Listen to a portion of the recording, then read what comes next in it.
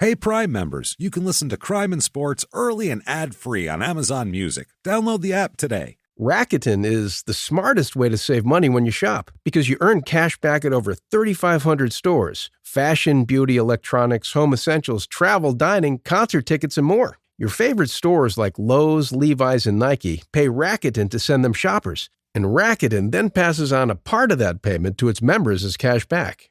You're already shopping at your favorite stores. Why not save while you're doing it? It's a no-brainer. Membership is free and easy to sign up. Get the Rakuten app now and join the 17 million members who are already saving. Cashback rates change daily. See Rakuten.com for details. That's Rakuten. Your cashback really adds up.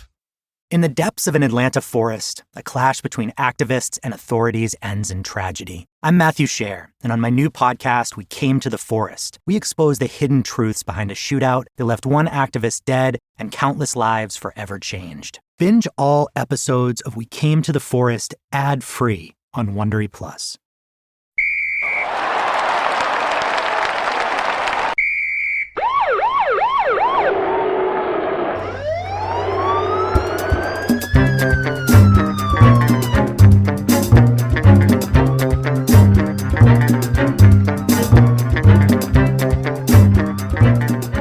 Hello, everybody, and welcome back to Crime and Sports.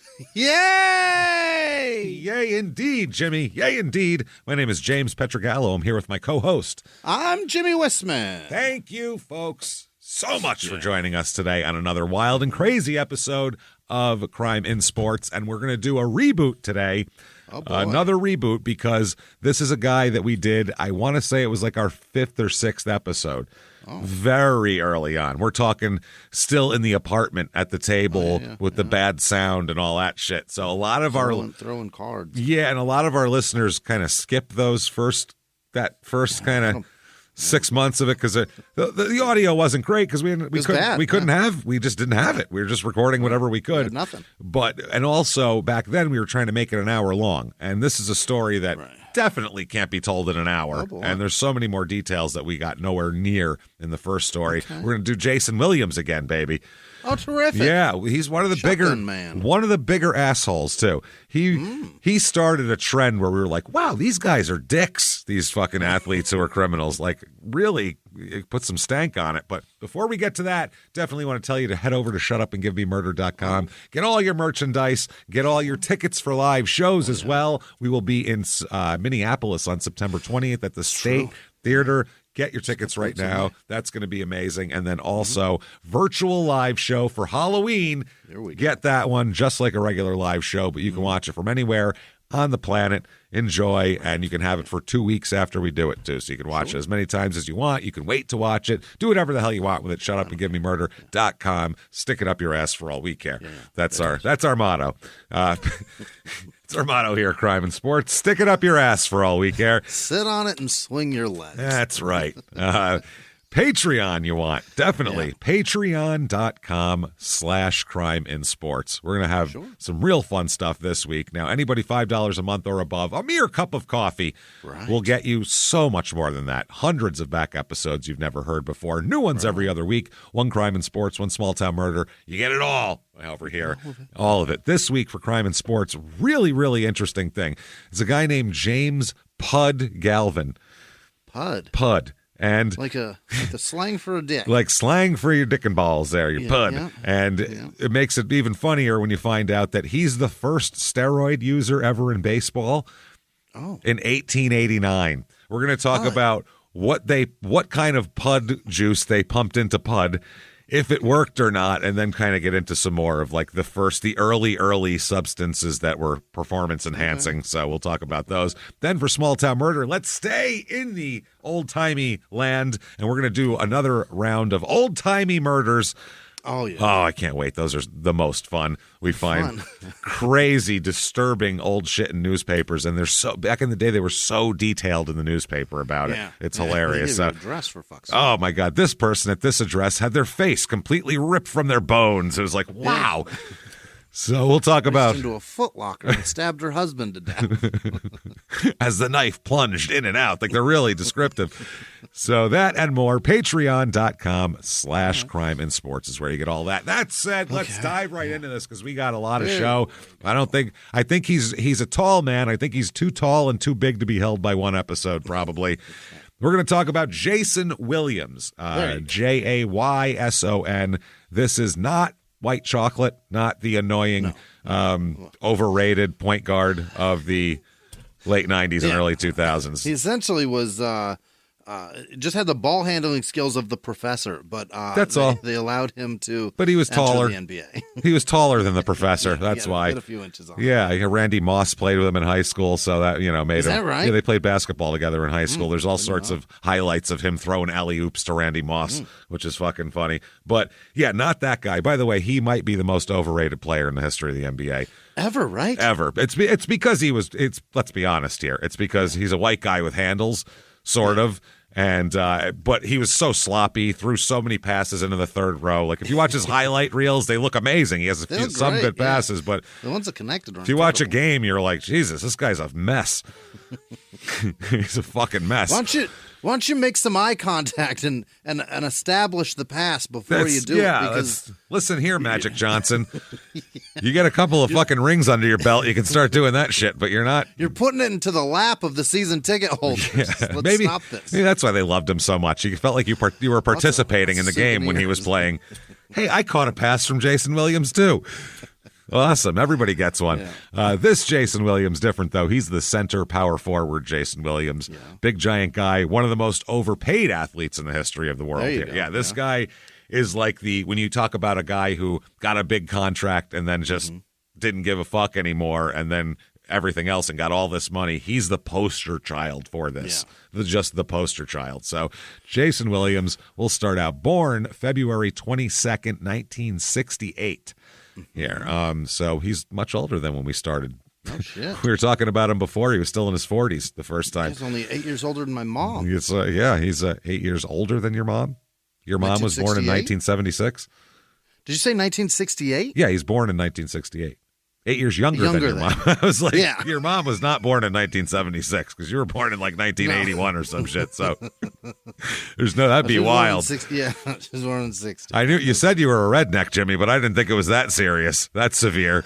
Yeah, my mom was 11. She would have been 5 6 when you were born. Shit. That would have been bad. So he's a big guy, 6'9", 6'10", depending on what they say, and big hefty guy too. Later he played on, center for Christ's sake. Played center, power forward, depending on the team and depending on the situation. He's born in New York City, and he's going to grow up, I guess, partially in South Carolina, and then end up back in New York here. Mm-hmm. His father's name is Elijah Joshua, goes by EJ. But goes by EJ. Fuck. That's some biblical shit there. Yeah. Goes by EJ, but then he goes by a less biblical name around the house, which is Big Daddy, which is way less biblical, which really should be biblical. Somebody should have been called that. If you think God is up there, that's Big Daddy, I would think, right? I mean, if there's ever been a Big Daddy, it would be the creator of all. If you believe in that shit, I don't know. If Adam and Eve are the first two, then Adam is certainly Big Daddy. He'd be Lil Daddy at that point. He got plunked down. So he was a building contractor, and his mother Barbara worked in a hospital. So that's how that works. He's got an odd family too, because he's got some stepsisters, and he has problems with his stepsister here. Then he's got another sister. Anybody who was related to him and a woman, look out. Your life is in trouble. I'll tell you that right now. He's got daughters we'll talk about.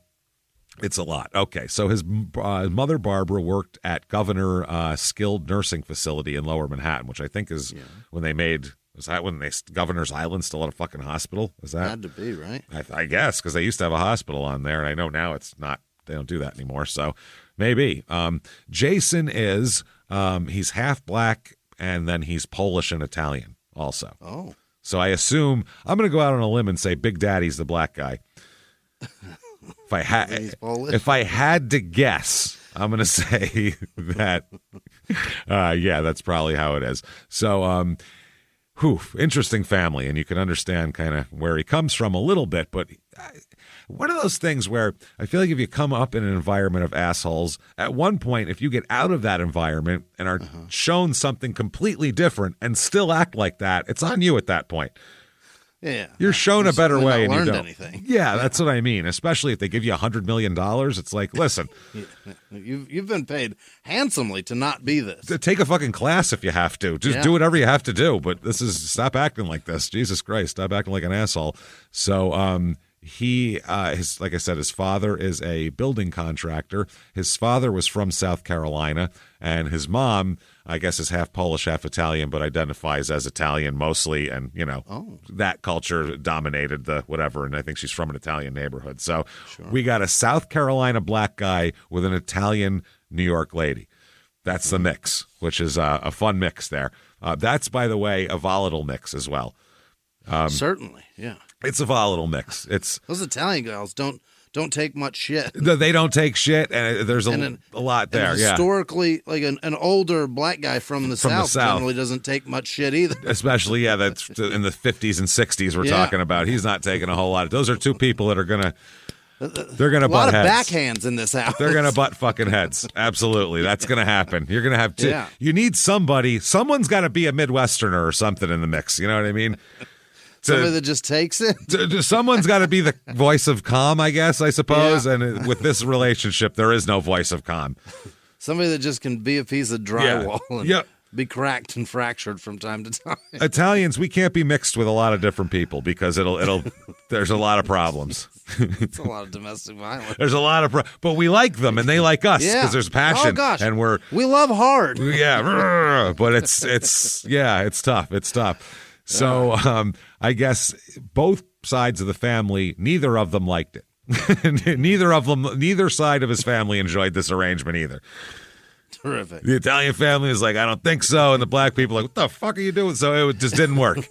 Nobody's tolerating shit. On both sides, they called him half-breed and zebra, which... Zebra they just got from the Jeffersons, I think. That was just George. Really? Is that on there? George Jefferson called. He called Jenny Willis, who was Lionel's girlfriend, a zebra because his parents were white dad, black mom.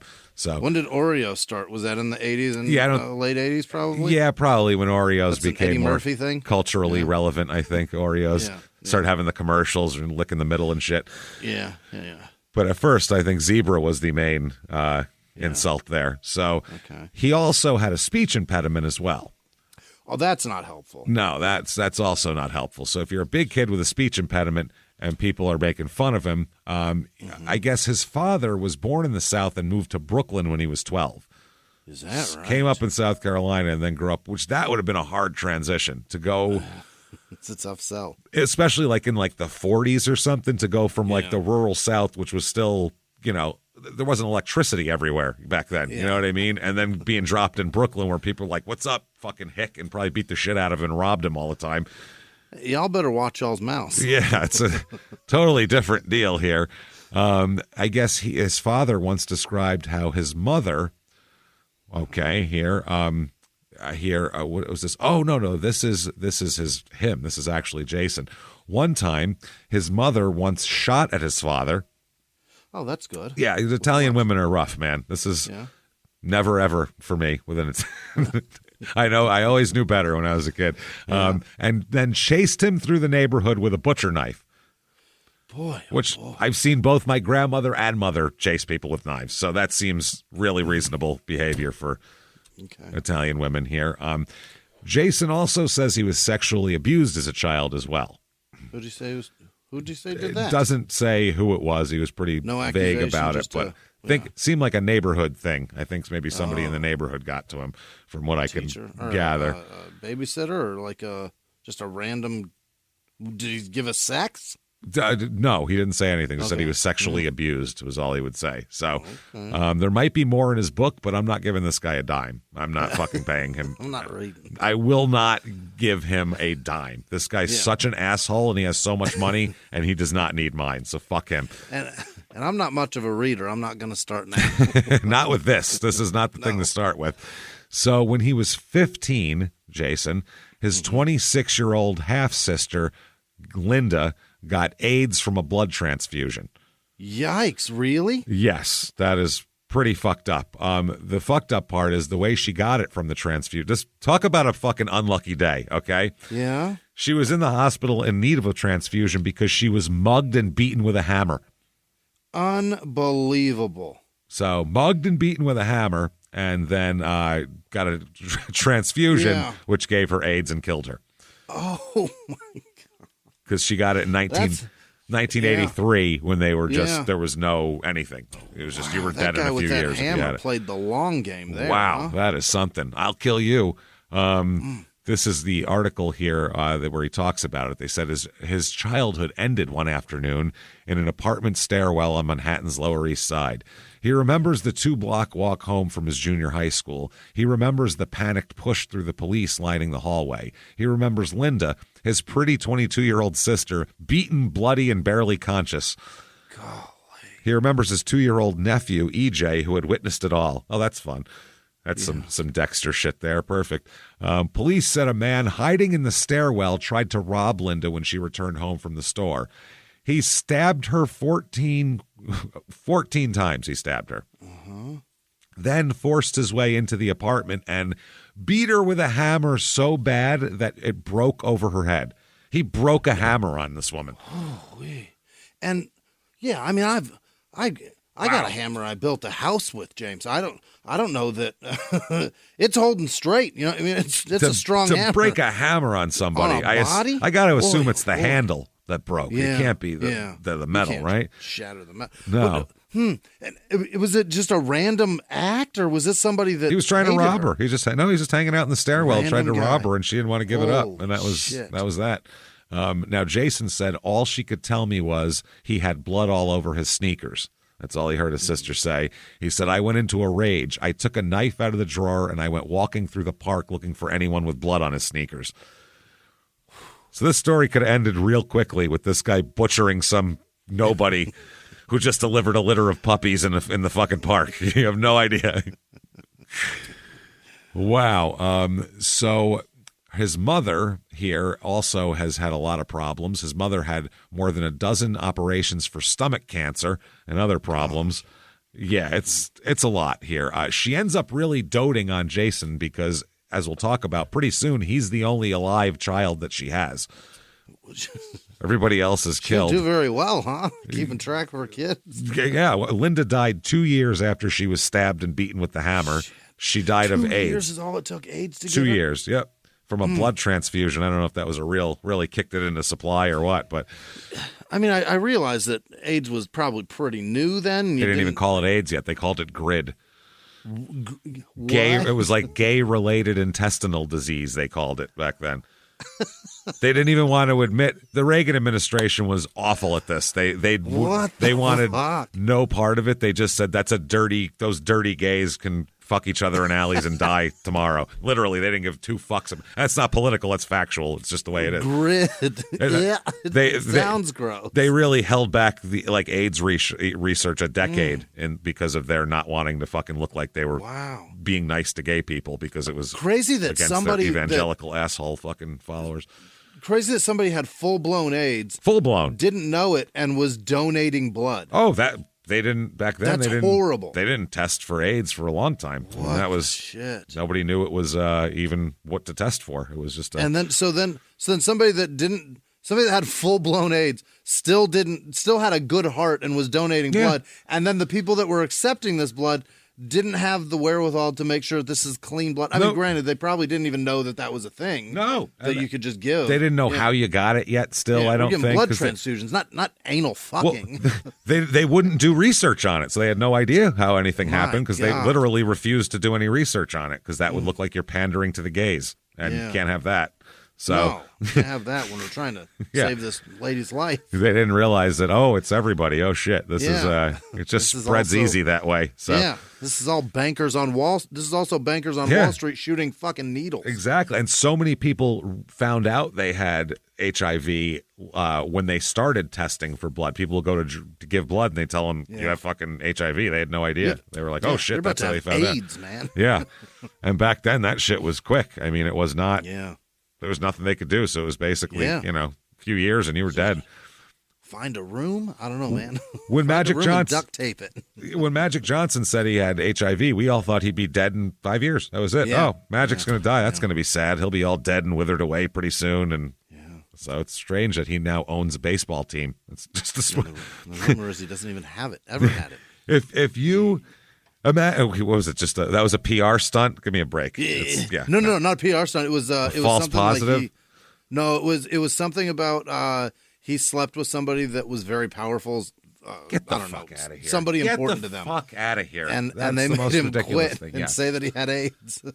That's the most ridiculous thing I've ever heard in my life. That's dumber than the NBA forced Michael Jordan to take a year off because of his gambling. Yeah, because of his gambling. Okay. I want them both to be true. The thing is, both of them go against the logic of what moves the world, which what is money making, right? Which is the whole point of the NBA. The NBA generally doesn't like to make their most fucking popular star retire. Usually, they usually are against that for the most part.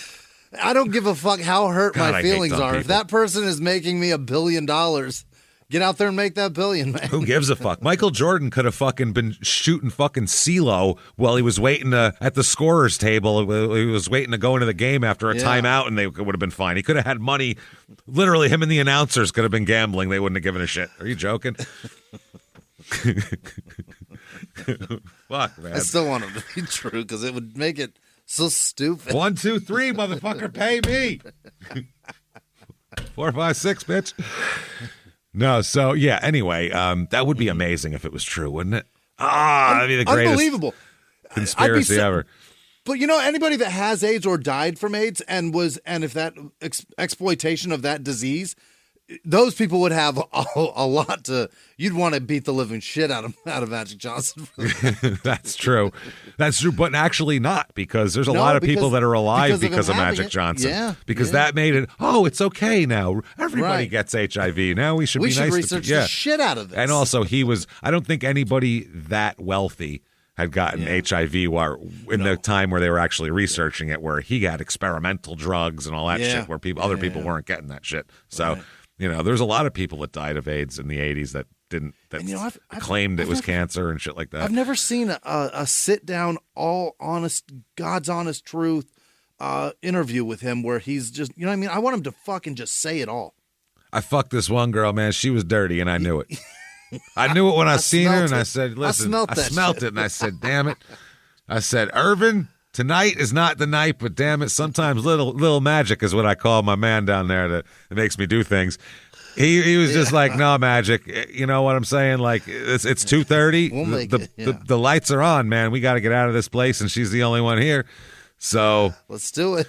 I guess fuck it, right? And I regret it. Showtime. I regret it. He said, showtime. I threw my dick at her behind the back, and that was that. But I want him to talk about. I really would love that, of him just being honest about what he did, how he got it, where he got it. He knows. He fucking knows. He fucked so many women. I don't think he knows. Who knows? No, he fucked so many women. Oh boy. Plus, who knows if that's how he got it too? Because athletes are always getting stuck up with different needles of different shit vitamins, and who knows if somebody had a fucking bad. You never know. It's. My God. Who the hell knows? So I want to hear so much out of him, though. No shit. Now, Jayson Williams' sister weighed 55 pounds when she died. What? Yeah, that is. What does a skeleton weigh? Fucking sad. 55 pounds? 53 pounds, probably. It's just that and eyeballs. Yeah. She was too weak to feed her son and do anything. His parents had day jobs, so Williams, who was in junior high school, came home to feed her son on his lunch break from junior high because his sister was too sick to do it. So the kid would fall asleep in front of the door, so Williams would have a hard time getting out to go back to school because he wanted him to stay. And Jayson said, it broke my heart to have to go out that door.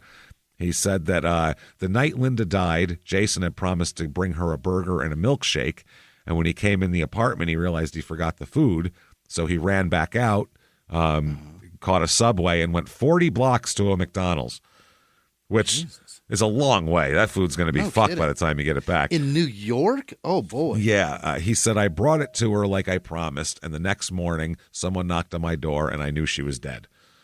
So there you go. McDonald's. I think it was that. Yeah, you know what? I'm not eating that shit ever again. If you just do like simple math, I mean, Yeah. I get that she had full-blown AIDS. There's that. And was beaten with a hammer and stabbed with a knife. But what I would say is she's strong enough to survive all of those things, but not McDonald's. She couldn't take the fucking double cheese. You could break a hammer over her head and stab her 14 times. That's less dangerous than But nuggets, a Big Mac. not happening. Can't have it. Can't do a McDLT because this was the mid-'80s. Yeah, the pink slime did it. Oh, that did it. That's what did it.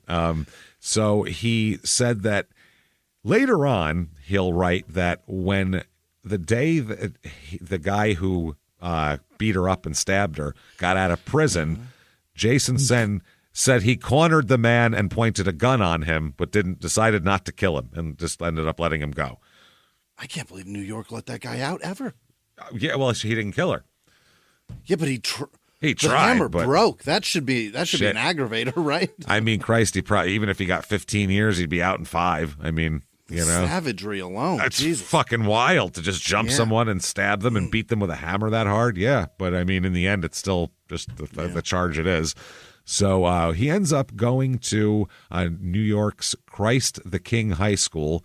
One of their a lot of good players come out of this high school. It's kind of a factory, yeah. And he picks his college. Oh, and we always say, never go home. Sometimes it's worse to stay home. That's also bad. Just sticking around forever. Yeah, it kind of helps to go outside of where you're from, go to somewhere else. You learn a whole different thing.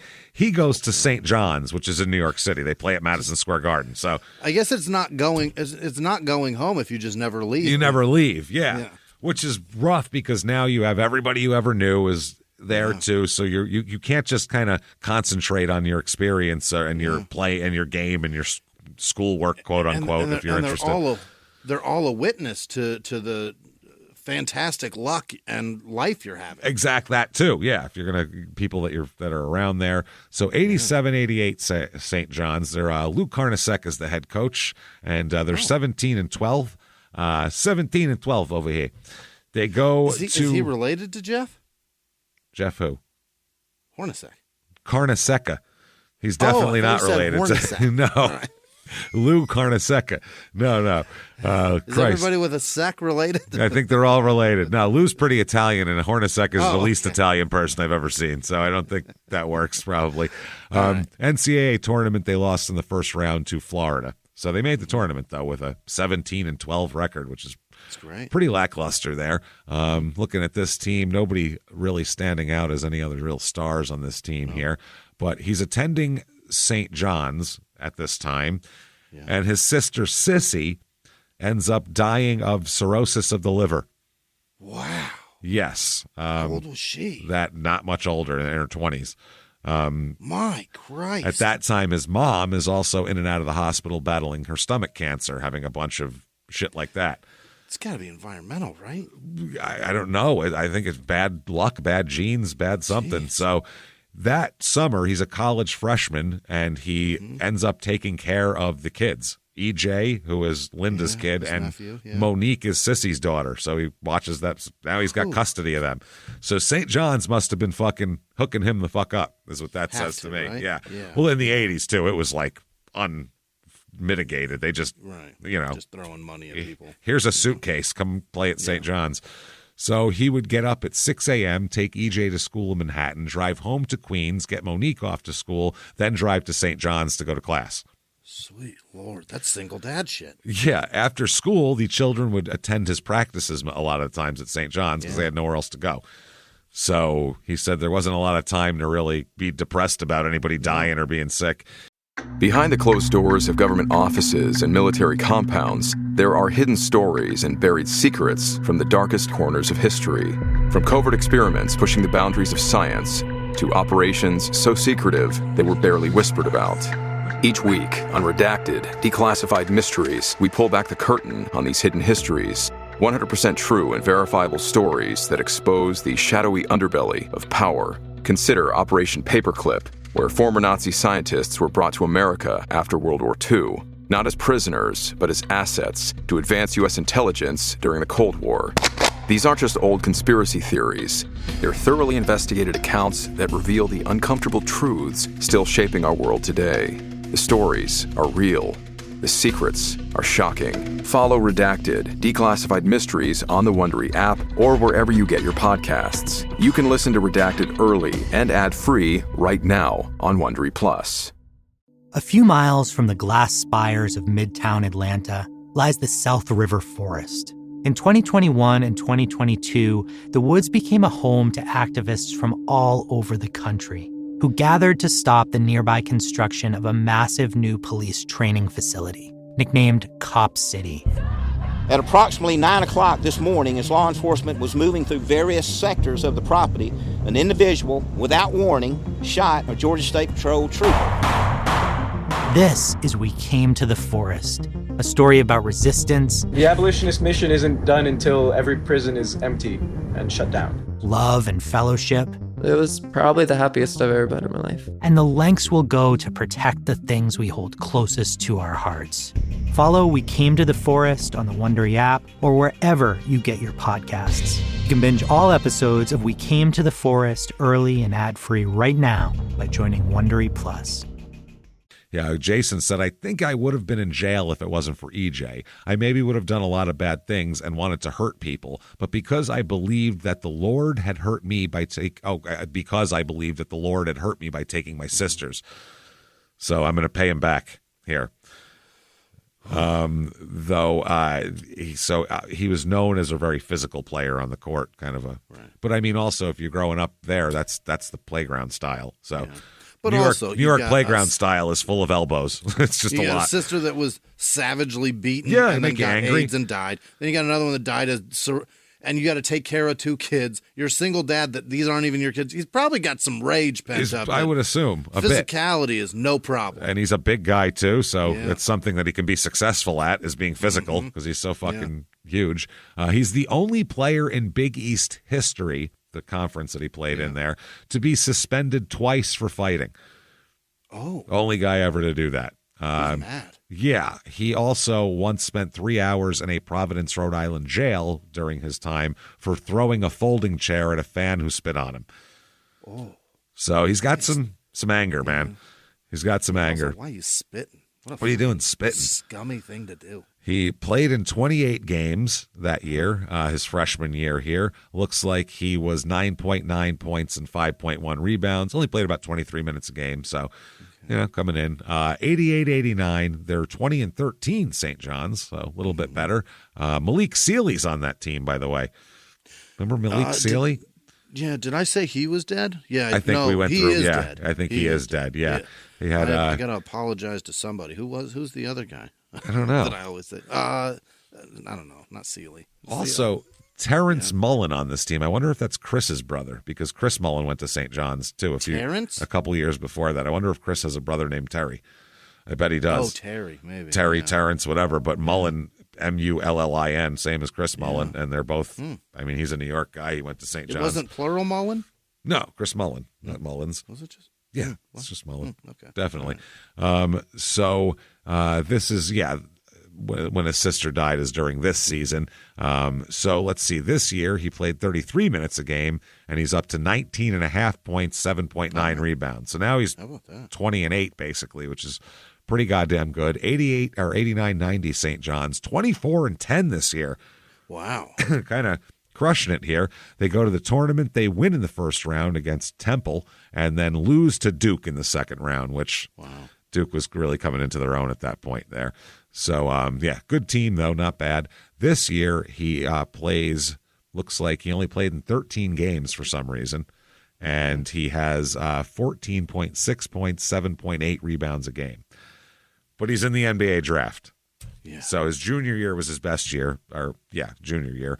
Yeah. So here we go, NBA draft 1990. We've done it before. Jimmie, number 1 pick in the 1990 draft. 1990, God damn it! Was it Malik Sealy? It is definitely not Malik Sealy. Sadell 3. That's the guy that certainly I've not. Yeah, we talked about him a few times.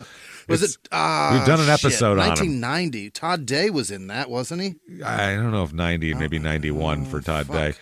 Was it Christian Laettner? It is Derek Coleman. Oh, DC. Yeah, DC number 1. Number 2, Gary Payton. Wow. Good pick there. 1990 he was drafted? Yeah. Good pick. Mahmoud Abdul Rauf, or was he Chris Johnson at the time when he was drafted there? Jackson, that's right, Jackson. Yeah. Orlando was Dennis Scott, picks number 4. So they get a kind of a sixth man 3-point shooter. You got to do better. Got to do better than that in the top 5, though. Yeah. At number 5? Yeah, number 4 overall. Wow. That is. That's No, a good pick. but this draft, though, also, there really isn't a lot after this. You got Gary Payton. You got Abdul Rauf, who's a very underrated player, Abdul Rauf. He's a very good player. You have him, and then you have Kendall Gill after him.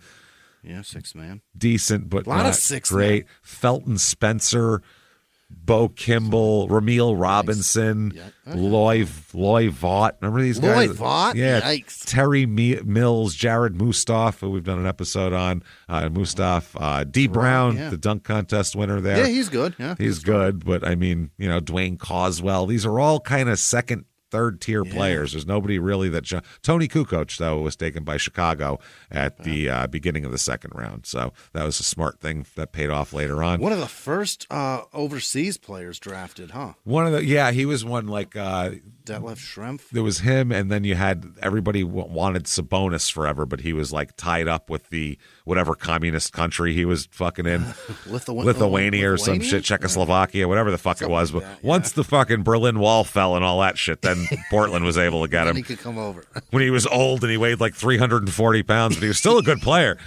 He got like 3-4 good years out of him in Portland, good. and then after that, it was kind of. He was pretty damn good. But Jayson Williams, number 21, he was drafted by the Phoenix Suns, picked him up.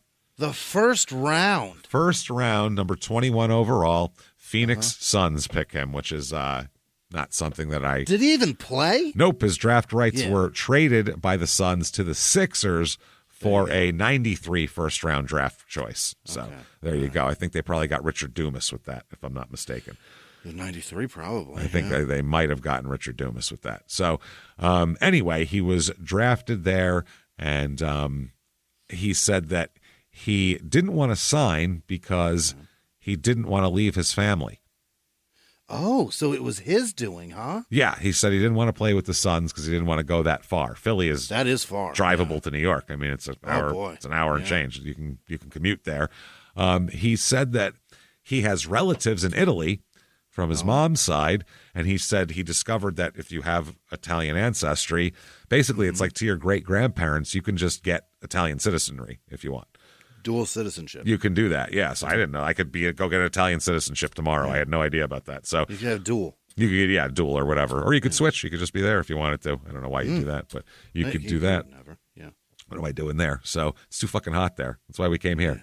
It's too hot. I don't want to be here. We're from southern Italy. Beaches. The beaches are nice, right? No, it's hot. It's fucking hot. It's just hot. It looks like Arizona, the southern Italy. I'm not fucking... I have seen a lot of dusty shit there. No, fuck that. That's where my family's The beaches look dusty and rocky. Aren't they like that? Yeah. Yes, it's terrible. Yeah. It's fucking... It's like La Jolla. La Jolla beaches are the worst. Up north, it's greener and shit like that, but then you got to deal with the up north people, and fuck them. Yeah. So, it's a different thing. So, anyway, Williams discovered that, so he was talking about playing in Italy. He could make a good amount of money over there and be a citizen. He was talking about it. Barbara said we had the paperwork ready, and we were ready to move over there with him. And then he got traded to Philadelphia. So rather than play for the Suns, his whole family was going to move to another country rather than play for the Suns. We'll move to fucking Italy. Wow. I don't care. Fuck that madhouse on McDowell. I will not play there. I'll eat salted fish. I don't give a shit. No. I will not play with Tom Chambers. I won't. I refuse. That's really all they had at that point, right? That's it, man. 1990? Jesus. Not good. No, it wasn't great times for the Suns there. And just the beginnings of Kevin Johnson because they had gotten him that year. A lot of white faces on the Suns team then. Yeah, that's what they were going for. So, every team goes to kind of for the ethnic makeup of their city. Okay. So the Dodgers and Mariners always have the most Japanese baseball players because there's more Japanese people there. Yeah. If the Yankees see an Italian kid, he is on that fucking team because they're going to love his ass. In Utah, they have people who look Mormon. Sure do. Hornacek and Stockton and all those guys, they look Mormon. So. Stockton couldn't look more Mormon. No, all those guys there. If we wore a fucking Oxford and a black tie every no game. Shit. He's just extremely Catholic, actually, but still. Okay. He went Put a bicycle Gonzaga. helmet on that whole fucking bench, and they all fit in. They all fit, yeah. Give them a white T-shirt and a name tag, or white dress shirt and a name tag, and they're in. Yeah. So, anyway, 1990-91 Sixers here. They are 44-38, this team. And they got a lot of players from that draft. Is Ramil Robinson there? Ramil Robinson is not there, no, but I'll read their roster for you, and it's a lot of guys people have heard of, just if you're a casual basketball fan. Hersey Hawkins, a guy we may have heard of named Charles Barkley, also. Armin Gilliam, Johnny Dawkins, Rick Mahorn, let's see, Mike Jaminski, Manute Bol is on that team. Robert Reed, Brian Oliver, Jayson Williams, Kenny Payne, Mario Ellie on that team. They didn't have Petrovic yet. No, not yet. So Jersey, I think, had him at the time, right? Oh, yeah, Jersey. Yeah, Jersey. I always mix up the Nets and the Sixers. Well, they're from right next to each other, so understandable. Yeah. So this year he plays in 52 games, only 9.8 minutes a game this season. So I mean, that's what Ramil Robinson is also with the Nets. With the Nets, okay, there you go. That makes fucking sense. He only has 3.4 points, or 3.5 points, 1.3 rebounds this year. He's playing where Rick Mahorn plays. What are you going to do? He only played 9.8 minutes a game, so there's not much he can really do here. But he makes $500,000 for himself. That's not bad. So not too shabby. 91-92 Philly, 35-47 they are. And this team, that's not great at all. No wonder why Barkley wanted out of there. Jesus Christ. Yeah. Wonder why he wanted to go to the Suns so bad. Pretty much the same exact roster I'm looking at. Nobody really, no improvements anyway. Charles Shackelford they drafted, I remember, who very mediocre. So was he a 10-point-a-game guy, something like that? He's a big guy, though. Big skinny fuck. Right? Yeah, so there that goes. That's that season. Now, during that season, in January 16th, 1992, there is quite the fire here. Oh. Okay. He is not home. He's on the road. Oh, an actual fire. When his house is fucking burned almost to the ground here. As you can see, there's smoke clouds as they're putting it out. It's all fire burned up there. Did Left Eye get the wrong house? I think she did. She was like, Andre, come out now. I know you're in there, Andre. He wouldn't come out and shit. There was just a bunch of other people's kids in there. I'm burning it anyway. There was a cardboard sign on the door when he got home. A neighbor placed it there in the event that Williams came back from Chicago and wondered why the house was burned and his family was gone. I would just hope they'd get a hold of him and let him know. Don't you think? Perhaps a phone call. Maybe better than a cardboard sign. Just put a card. He might not know. I'm sure he doesn't talk to his wife very often or whatever. So, well, treat his house like kids, like a homeless guy in an off ramp. A cardboard sign. It's just pinned to his door too. You can see it on the fucking door. God. It's right. Check it out. It's right next to the doorknob. So callous. There's like a business card stuck in the side here. I guarantee you there's a Chinese food fucking menu next to it and like a pizza place fucking door hanger. Oh, man. If your kitchen is useless, here's a Pizza Hut thing, but also your family's not here. Yeah, the sign said, Jason, everyone okay? ! Your car is in our driveway. Fire happened Tuesday night about 10 p.m. That's the whole sign. I would like more. That's it? If you knew nothing about it that had happened, you definitely want more information than that, right? Also, whose driveway? Where's my car? In my driveway. You know who I am. Oh, at the end, they sign what it is. Okay. So I guess he's got to know where that neighbor lives is all he needs to know. But that's it there. So the fire was, he had a bad trip, this road trip. It's a tough week for him here. No shit. Come home to what seems like a ransom note for my car. It's in my driveway. It's going to cost you to get it back. I have your family. And how bad do you want your nephew back, too? Because I got him also. See what I've done to your house. Jesus Christ, man. So they lost to the Bulls, and then he was at the Hyatt Regency, where he, quote, felt threatened by a patron. So Jason hit him over the head with a beer mug. Wow. Which is pretty extreme for feeling threatened. Yeah, that's a lot. Those are dense. That's a deadly weapon here. No charges are filed against him. Really? And the other guy gets arrested. He must have really threatened him. I guess so. So, they said, this is from the newspaper, eerie darkness enveloped the Williams house last evening. The acrid smell of ash still hung in the cold air. Set back from the street on the cul-de-sac of sprawling houses, the house had severe second-floor damage and some interior damage to the living room. A side window revealed a twisted ceiling fan atop a sofa that had been transformed into a heap of cinders. Jesus Christ. Exactly how the blaze started is unclear. According to the neighbor Dennis Ungrady, who I believe that's who signed it, looking for by the signature, whose name was at the bottom of the note, the fire appears to have started in the upstairs bedroom, and the cause could have been a lamp that toppled over. Could have been, I guess. Could have been, I suppose. Yeah, back then that could definitely, if like a blanket fell on it and it gets hot. Oh, man, those bulbs got so hot. So fucking hot. You remember trying to touch them and you were like, I'm sure that's safe. That's fine. Trying to put like a thin thing over it to give some mood lighting.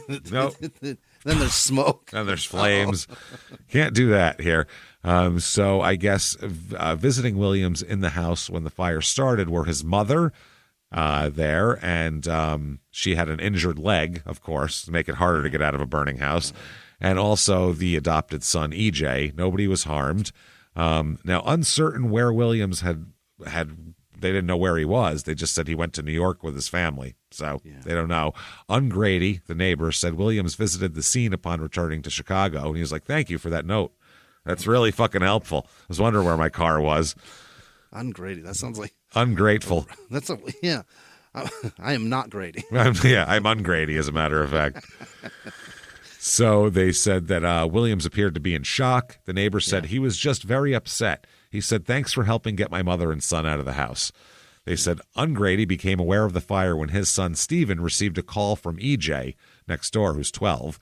And according to Stephen, EJ said he thought there was some kind of fire in his bedroom. Oh, my. I think I'm in a room that's on fire. I'm not sure, though. I can't tell. Let me get back to you in a minute. I don't know here. Dennis Ungrady hurried across the lawn with a fire extinguisher and went into the house and up to the second floor. And he said the door to the bedroom was closed and hot. So, of course, he opened it. So he opened it. Why is this like this? Why are you opening it? Of course, when I opened it, I saw the flames shoot up and tremendous smoke. I immediately shut the door and got everyone out, which is what you should have done anyway. Yeah. Ungrady said firefighters battled the fire for close to 2 hours. Jesus fucking Christ. According to another neighbor, flames could be seen shooting out of the corner of the house, and high and gusting winds seemed to stoke the flames. He said, I could see out the window, and I could see the whole sky was lit up. So that is a lot going on for him. So that is... that house is destroyed. It's all fucked up. So he's got problems. That's January 16th, 1992. And then we'll talk a little bit about the bar fight here. He ends up going on the injured list here. Yeah. He says that, I guess his finger is fucked up, but it wasn't from the fight. No? No. He happened to fuck his finger up in some other way in the last 2 days, even though he got in a fight in the Hyatt. So, you know how that goes. He says, though, he walks away from fights. He says, this season I've already walked away from 10 fights, but nobody reports those times. No, because we didn't know. No, because we don't care. We care about when your giant 6'9" ass starts whooping people. That's what we give a fuck about. When it didn't happen, we don't have to report on that. We don't have to hear about it. What do you report? A man was a jerk in a bar tonight and Jayson Williams didn't fight him? That's not really a story. Jayson Williams encountered an asshole today. Yeah. Oh, my goodness. Wow. That the whole newspaper would be full of that. If every asshole encounter was reported. Shit. He said this Jayson Williams hyperextended his middle finger by flipping someone off today. By fucking doing that. Yeah. Over and over and over again. Happens 10 times a day. He said that he couldn't walk away from this one, though. He said the Christopher Vincent, who's 34 years old, the man he hit in the head with a beer mug, he said the guy just wouldn't let him walk away. Williams and the other Sixers were on the second-level bar of the Chicago Hyatt Regency and recalled this guy had been haranguing them. This guy's a moron, by the way. Yeah. Who starts haranguing a group of giant men? Hey, those guys are huge. Those guys are enormous, and I couldn't kick any of their asses. I should fuck with all of them, I think, at the same time. I think that'll come out good for me. I couldn't fight one of them, but there's multiple. I'm sure they'll let me just do whatever. So they might be confused as to whose job it is to kick my ass. Yeah, maybe they'll like look at each other. No, you do it. It's your turn, and then I can keep getting some shots in. And I'll have just enough time to beat them all. Fuck. He said they described a guy who had been walking around with his eyeglasses on backwards and who wouldn't stop hassling them. And also he said he had a knife. Okay. The backup center for the Sixers, Jeff Ruland, said he was from the planet Lulu. I don't know what the fuck that means. I guess that's crazy. Early Delulu, yeah. Fucking nuts. Williams called him, quote, a 24-hour jerk. Which you don't know that. Would you meet him for 10 minutes? How could you be aware? He might be great first thing in the morning, this guy. You know what I mean? He's helpful. He's like, how you like your eggs? You know what I'm saying? Then he turns into a dick. You got to hang around a while. You got to hang around him at least a couple days. So they said since early that morning, Williams has had to deal with Vincent, arrested by Chicago police and charged with aggravated assault, and with a Tuesday night fire that ravaged his home. Williams spent Wednesday night in New York situating his family and then made it back in time for the practice at St. Joseph's University. His left hand was bandaged, but he said he heard it when he inadvertently collided with either Cliff Levingston or Stacey King of the Bulls. Not in the fight afterwards. Yeah. He said, and the Sixers general manager said, I've talked to Jayson, and I'm satisfied that he felt threatened by the situation at the bar. He just reacted. Yeah. As his hair silvers over, this man. Right. This is the beginning of covering for an asshole, is what this is. Oh, the guy's a 24-hour jerk. 24-hour jerk. He's a jerk. He's a poopy pants. I don't like him. 24-hour poopy pants. That's right. Williams learned later in the day that he had broken the fourth metacarpal bone in his left hand and was placed on the injured list. Oh, that's a boxer's fracture. That's a punch. Yeah. Yeah. What are you talking about? Okay. You played a lot of basketball. I've played a lot of basketball. We've watched a lot of basketball. You very, very, very rarely see guys break their finger on just bumping it into somebody on the court. As a matter of fact, I'm going to say I've never seen that happen. Was it a metacarpal or a metatarsal? Metacarpal. Yeah, because the carpal is in the hand. That's the force of the punch the back to your tarsal is wrist. up top. Right? Yeah, you could break a finger getting a rebound. That I could see. For sure. Loose ball. This is, unless you punched Stacey King. Right. You had oh, and that's a big son. You could certainly break a hand on that man's head. Stacey King's big ass head? Fuck yeah. That shit was long and wide. And him and Bill Cartwright also, big ass head on it. Or no, Cartwright had a little ass head. He had too big of a body and a little ass head. Looked dense as fuck. Like a fucking boulder. It was dense. It definitely was like, like something from outer space that had more density than it would seem like. Yeah. Yeah. Stacey King, I think they gave him the name King because it looked like he had a crown on his head. Giant head. Yeah. So Williams said that he's sifting through the rubble now. Mm-hmm. He said, I went back to see the house to thank the neighbors for helping, for taking care of my mother and son. But the house, the walls are all black. The carpets are burned. Suds from the stuff the fire department used to put out the fire. They did a good job. I have to thank them. Suds from the stuff. Suds from that stuff. I like the way he said that. Jesus Christ. Williams said the guy, talking about his bar fight, the guy had been telling us all night long that he had a knife. He made a move, his hand coming behind his back, reaching into his pants as if he was pulling out a knife. He kept telling me he was from New York and that there was a warrant out there for his arrest. The neighborhood said he was from the neighborhood he said he was from. I said, that's Donald Trump's neighborhood. Is that going to scare me? Must be Queens, I would assume, either that or it was Midtown Manhattan. Yeah. He said it happens a lot that we get harassed. I walked away from 99% of them. Going to Chicago, we were getting our shoes shined, and a guy asked Manute Bull for an autograph, then snatched it away from him and said, "You're not good anyway." He said, Manute Bull? From Manute Bull, he said, that was 3:30 in the afternoon. So people didn't have to be drunk. These people are being what, Jimmy? 24-hour poopy pants is what they're being right now. It's a 24-hour jerk. If they're in the afternoon, he's ripping up Manute Bull's autograph. That's right. He's not good anyway. You're not good anyway. I don't need it. That said, this is fucking fun, and I need to do it in their own words here. Oh, yeah. Here we go. In their own words. Where are we? Okay. Let's see. In their own words, quote, growing up where I did, it's not new to have to defend myself, but I'm no kung fu expert. The guy came at me. He said he had a knife. I thought he had a knife. I hit him with a beer mug. Okay. A to B right there. Yeah. You don't need to be a kung fu expert because you're 6'9", 250. You're bigger than 99.99996% of people on the planet right away. And any weapon he holds in his hand is more dangerous than a knife because he's got more reach. You can my keep God. them at bay with anything. You can just hold him by his throat. Yeah, You're by the literally a forehead. giant person. By the way, no knife was ever found either. Oh, I bet he didn't have one. I bet this guy was annoying and he hit him with a beer mug. Yeah. And they said, well, you're huge. The guy he hit, by the way, Jayson Williams at this time, 6'10", 240. The guy he hit, 5'10", 160.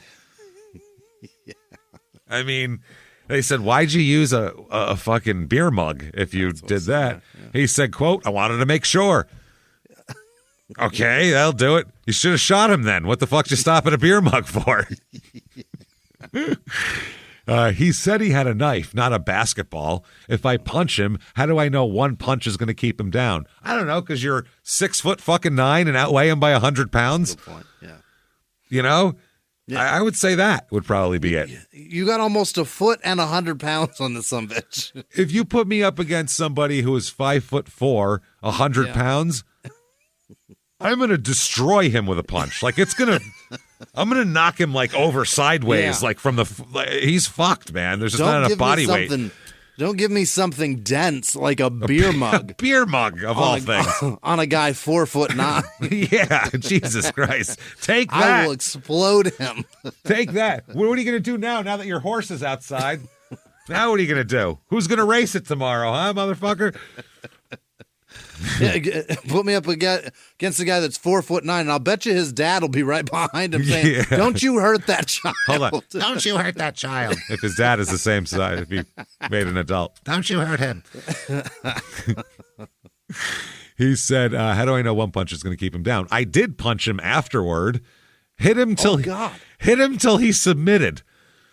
Which was probably the first punch. Probably the first one. I was going to say, this is how ridiculous his behavior is. Yeah. You know who the mediator was? The voice of reason? Oh, tell me. Charles Barkley. Is that right? Who's been in more bar fights than any fucking sports person ever. He's thrown people through windows, and he was like, Jayson, chill the fuck out, dude. What are you doing? Oh, that's terrible. Don't hit him. Don't hit him. He said Charles had nothing to do with it. I came to him for help, and he helped break it up, and that's all.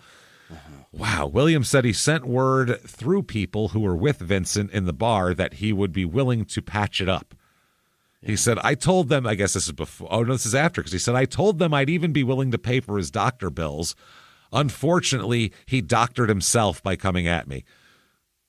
Okay. He was taken to the hospital where he was treated for cuts, this guy, and Chicago police said no charges will be filed against Williams. Williams said the Chicago police were very nice, but I don't want to see them drop the charge against Vincent. He gave them a hard time, too. Oh, he was a dick to the cops. He was a dick to the cops. He said, I thought about it, and it could have been more serious. He could have taken me away from my family. He didn't have a knife, though. He couldn't have, actually. No. This man, what would it have taken for him to physically kill Jayson Williams? A weapon. A gun? Because, I mean, with his bare hands, I don't think it would be possible. Yeah, and he doctored himself. He overdosed him on a can of whoop-ass. Yeah, exactly. Old poopy pants got some whoop-ass. He said he could have taken me away from my family. He kept telling us he was from New York, bothering Newt, Ruland, and me, everybody. I tried to walk away, but this is one I couldn't walk away from. If I turned my back, he might have poked me. Oh, yeah. Man. So he said... EJ, I guess, there. He was met by his father when he got back, his father, EJ, not the kid EJ. Right. And he asked me what happened, and I said, Dad, I defended myself. And Jayson Williams said, he said that isn't the only bad news, and then he told me about my house burned down. So, by the way, want to hear worse? Okay. He said, but I went out there, looked around, and my knees got weak. I thought about a lot of things. I must have had 40 suits and 25 pairs of shoes, maybe $50,000 in clothes in there. The only clothes I have left are what I had on my back. But I had just put up photos of my late sisters, Linda and Laura. I can replace the clothes, belongings, whatever. Things like that I can't replace. So, yeah, I would say so here. He said, when my father said the house burned down, I actually felt a little better. He said he didn't say somebody was hurt. He didn't say somebody was in the hospital. He said everybody was all right. And when he said that, I was all right. Now I'm telling myself this could have been much worse. I would say I could have had all this happen and not had a good job to go back to. But I have a good job. I'll deal with the insurance company. We'll get a new place to live. I can get a new house, but I can't get a new mother. Yeah. Yeah, she could have burned up in there with your kids here. All great points. So, yeah, he's got a broken finger. It's the ring finger that's fucked up on his left hand. And he's going to be out for 4 weeks. And he insists that it did not happen in a fight because the team's saying, we kind of think it happened in a fight. It's a carpal, man. Yeah. Let's go to the wrist. They're like, that you seems... bunched something. You gave somebody a left. Is he a right-handed guy? I think yes, is, right? But he punched him several times, so I mean, it could have been. Yeah. You gotta throw a couple jabs with that left. And if you don't catch somebody flat, if you catch them just with your knuckle on top, if they're moving their head around, that's what fucks it up. Throw a great punch with. Yep, he said that he threw several punches, all with his right hand, though. Never threw a left that was broken. Obviously. All right. He said everything was the right. This was from Cliff Livingston. He said, pointing to his hand. This was from his head. So he said, I broke this on the Bulls guy's head. Okay. He didn't notice or anything, even though I'm a giant guy who broke a hand on his head. Right. But, so, it's so ridiculous, though. He's a 24-hour jerk, man. That's what happens. Yeah, no kidding. They said that they talked to the Sixers general manager, and they're like, is there going to be a curfew now? Yeah. Is there going to be a curfew? And he said to me... one way to solve these things is keep them out of bars at a certain time of night. Well, the coach said to me, a curfew is besides the fact. At 11:15, at 11:30 at night, you come home from your job. You're supposed to get locked in your hotel room. You can't go down and have a sandwich and a beer. I mean, this is in the lobby bar at the Hyatt Hotel in Chicago. I mean, come on. He said, I understand there's certain things that go with the turf, but because you're a professional athlete, you have to incarcerate yourself. I don't buy it. Yeah, you can't tell these guys they got to go home right after the game. After a show, we're all jacked up. We didn't play a fucking NBA game. That would be a much bigger rush, I would think. I don't want to be locked in a Hyatt. In a Hyatt Regency? No. I can't believe the NBA was forcing them to go to the Hyatt. The Hyatt, absolutely. That's where they were staying. They had contracts there. In the 1980s, a rosé swept the country. Hey, Mike, I really like this White Zinfandel. Well, good. Now put it down. We're going to try another one. White Zin became America's top-selling wine. But most don't know that this sweet drink has a sour history. What began in 1986 with counterfeit bottles... A big fraud, a multi-million-dollar fraud. Sent investigators chasing one of the most powerful families in the business, the Licciardis. But the closer the feds got to them, the more dangerous things became. It's a story of deceit. At the time, I was paranoid. Threats. You touch my kids, I will kill you. And murder. With a .22 caliber bullet to the head. What started with a scheme to mislabel wine spilled into a blood-soaked battle for succession. Welcome to Bloodvines. You can binge listen to Bloodvines exclusively and ad-free on Wondery Plus. Join Wondery Plus in the Wondery app, Apple Podcasts, or Spotify. In the 1980s, a rosé swept the country. Hey, Mike, I really like this White Zinfandel. Well, good. Now put it down. We're going to try another one. White Zin became America's top-selling wine. But most don't know that this sweet drink has a sour history. What began in 1986 with counterfeit bottles... A big fraud, a multi-million-dollar fraud. Sent investigators chasing one of the most powerful families in the business, the Licciardis. But the closer the feds got to them, the more dangerous things became. It's a story of deceit. At the time, I was paranoid. Threats. You touch my kids, I will kill you. And murder. With a .22 caliber bullet to the head. What started with a scheme to mislabel wine spilled into a blood-soaked battle for succession. Welcome to Bloodvines. You can binge listen to Bloodvines exclusively and ad-free on Wondery Plus. Join Wondery Plus in the Wondery app, Apple Podcasts, or Spotify. He was hip-hop's biggest mogul, the man who redefined fame, fortune, and the music industry. The first male rapper to be honored on the Hollywood Walk of Fame, Sean Diddy Combs. Diddy built an empire and lived a life most people only dream about. Everybody know ain't no party like a Diddy party, so. Yeah, that's what's up. But just as quickly as his empire rose, it came crashing down. Today I'm announcing the unsealing of a 3-count indictment, charging Sean Combs with racketeering conspiracy, sex trafficking, interstate transportation for prostitution. I was up. I hit rock bottom, but I make no excuses. I'm disgusted. I'm so sorry. Until you're wearing an orange jumpsuit, it's not real. Now it's real. From his meteoric rise to his shocking fall from grace, from law and crime, this is the rise and fall of Diddy. Listen to the rise and fall of Diddy exclusively with Wondery Plus. He said, I understand okay, yeah. So the players are very opposed to a curfew, obviously. Manute Bol said, nobody's going to come tell me that I should go to sleep like a high school player.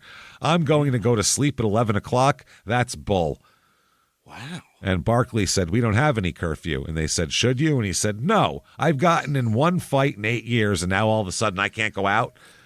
One fight and so many blowjobs. I'm not staying home. One fight and Urkel watched me get my dick sucked. So what? What's the difference? He said that his teammates don't let him go out alone anymore, Barkley says. And after practice, he yelled across the court to Manute Bol, can I go out by myself? And Bol yelled back, no. Mm-hmm. I guess because he gets, in the shit, Barkley. Right. So that's what happens. His house, about $100,000 worth of damage on his house, by the way. Wow. So that's not great, obviously, but no one's hurt. And that year, he plays in 50 games, still only 12.9 minutes a game. So he's still not really doing too much. 4.1 points, 2.9 rebounds. Mm-hmm. Makes $650,000 though. That's not bad. Not bad, yeah. In 1992, though, right before the 92-93 season started, he gets traded. Here, he's going to be traded to the New Jersey Nets. Right across the river. Right across the river. He doesn't want to leave the area. He's telling them. No shit. He's going to freak out. So Barkley got traded that year, too. Yeah, he got traded to Phoenix that year. He gets traded for conditional draft choices. Wow. The Sixers basically said, everything we were doing, start over. We're done. We fucked it all up. Nets can take this guy. We'll figure it out down the road. Don't worry about it. Just take him for now. He averages 4 points a game. Nobody cares. Yeah. Just hang on to him. So that year, they are 43-39 under Coach Chuck Daly. This was after he left Detroit and came here. They go to the playoffs with that record. And because this is with Drazen and Ramil, and this is a good team. Yeah, they lose to the Cavs in the first round. This is Drazen Petrovic, Kenny Anderson there. Yeah. It's another New York guy. Derek Coleman, Sam Bowie's on this team, Ramil Robinson, Chris Dudley. Maurice Cheeks, Jesus, he still plays. 36 at that point. It's like Mo Cheeks was in the fucking ABA, I believe. He was his last couple seasons. So holy shit, that's old. So yeah, that's the team. That year, Jayson only plays in 12 games. Mm-hmm. That's not good. 11.6. No, but I mean, he's playing on teams where they've got like a good starter. A decent, a 500 or better team. Yeah. He averages exactly the same as last year, 4.1 points a game again. Oh, that's great. Not great. $800,000 he makes, so that's great. That's great. That's great. 93-94, 45-37 for the New Jersey Nets. They lose in the first round to the Knicks that year. So that is good. I think that's when the Knicks went to the finals against the Rockets. Sure. So same team pretty much. P.J. Brown added to it. Another big guy there. Rick Mahorn is added to the team as well. He follows him over. January 28th, 1994. This is when Jayson has a little bit of a problem. This is Rick Mahorn loves to play for teams that are red, white, and blue. Yeah, I guess he does. There's the Pistons and him. He also played for the Pacers too, right? And wasn't he on the Pacers for a bit? I don't know. That's a lot of red, white, and blue teams. That's a lot of teams have red, white, and blue too. Yeah, it's a popular color scheme. Yeah. So January 28th, 1994, Jayson has a little bit of a problem. He's outside of the Brendan Byrne Arena, which is the Meadowlands there in Jersey, and he's going to get arrested in the parking lot of his home arena. At your job. At your job. He's arrested because he shot a gun off and shot the hubcap of an empty security truck at about 2 o'clock in the morning. Did he know it was empty? Why is he shooting live ammunition? Why are you bucking shots off at work? How many people buck shots off at? Imagine your job. Everyone out there right now. You go to work, you come home now. In the parking lot, after you get off your shift, you just start doing gunplay and firing at like trucks and cars. You're getting fired for that, I think. Even if your job is to carry a weapon, I don't think you can do that in the parking lot. You're not supposed to. Yeah, I don't think in a police force when guys get off their shift, they're like, now let's target practice on hubcaps in the parking lot. I don't think that's how it goes. So this is a lot reserved for players and arena executive employees as well. So good God. A lot security guard reported the shooting, and he's charged with reckless endangerment and weapons possession. And discharge of a firearm in a city setting. Like there's a lot of There's a lot, gotta be urban, whatever the fuck. Reckless. There's all kinds of shit. The weapons possession stems from the gun permit, which allows him to own the gun but not carry it. He doesn't have a. Oh. He can only have it at his house or whatever. Yeah. Mm-hmm. So the arrest came after the Nets won. They won 124-98. So he was just firing off some celebratory rounds. Out of him. Yeah, I wasn't even close. Nope. Williams admitted to shooting the gun and consented to a search of his truck where the weapon was found. He gave statements that implicated himself, the police said. And he was released on his own recognizance and must appear in court. The team said, quote, "We are disappointed and upset with Jayson's involvement in this incident. This brings much closer to home the fact that everyone needs to help in getting guns off the street." Well, they weren't on the street. They were on a wealthy man who this had nothing to do with on the street. This had to do with we need to keep work. them in the holster. That's all. We need to keep guns out of the workplace, is what he just said. We need to keep these guns where they belong, in Jayson's house, where they're permitted. Yeah. Well, they said that this is what the Nets were into because Willis Reed is an executive, and he said the Nets are involved in a gun swap program in Newark where you get 2 Nets tickets for every gun you turn in. You get $12? To say the Nets were. I grew up in this area back. The Nets were fucking terrible, and nobody would go to their games for free. So you could give me a ticket. I'm not going there. So that's a crazy price for a ticket. Bring a handgun to the box office, and we'll give you 2 tickets. Well, they did it for toys. They've done them for food. They do all sorts of those gun turn-in drives. Every gun. It's no questions asked. For every gun you bring in, you get fucking whatever the fuck. They don't write down whatever the giveaway is. They don't write down who you are to compare serial numbers. It's just like an amnesty drop. Okay. You drop them in the box, they hand you a fucking turkey. That's how it works, and you leave. I would drag the river with a magnet and just turn those weapons in. That's what people were doing. Really? They were getting broken gun, anything they could find. They were getting them when they would do the toy ones because they would give away like decent toys and shit. You wouldn't do it for 2 Upper Deck Nets tickets, probably. No.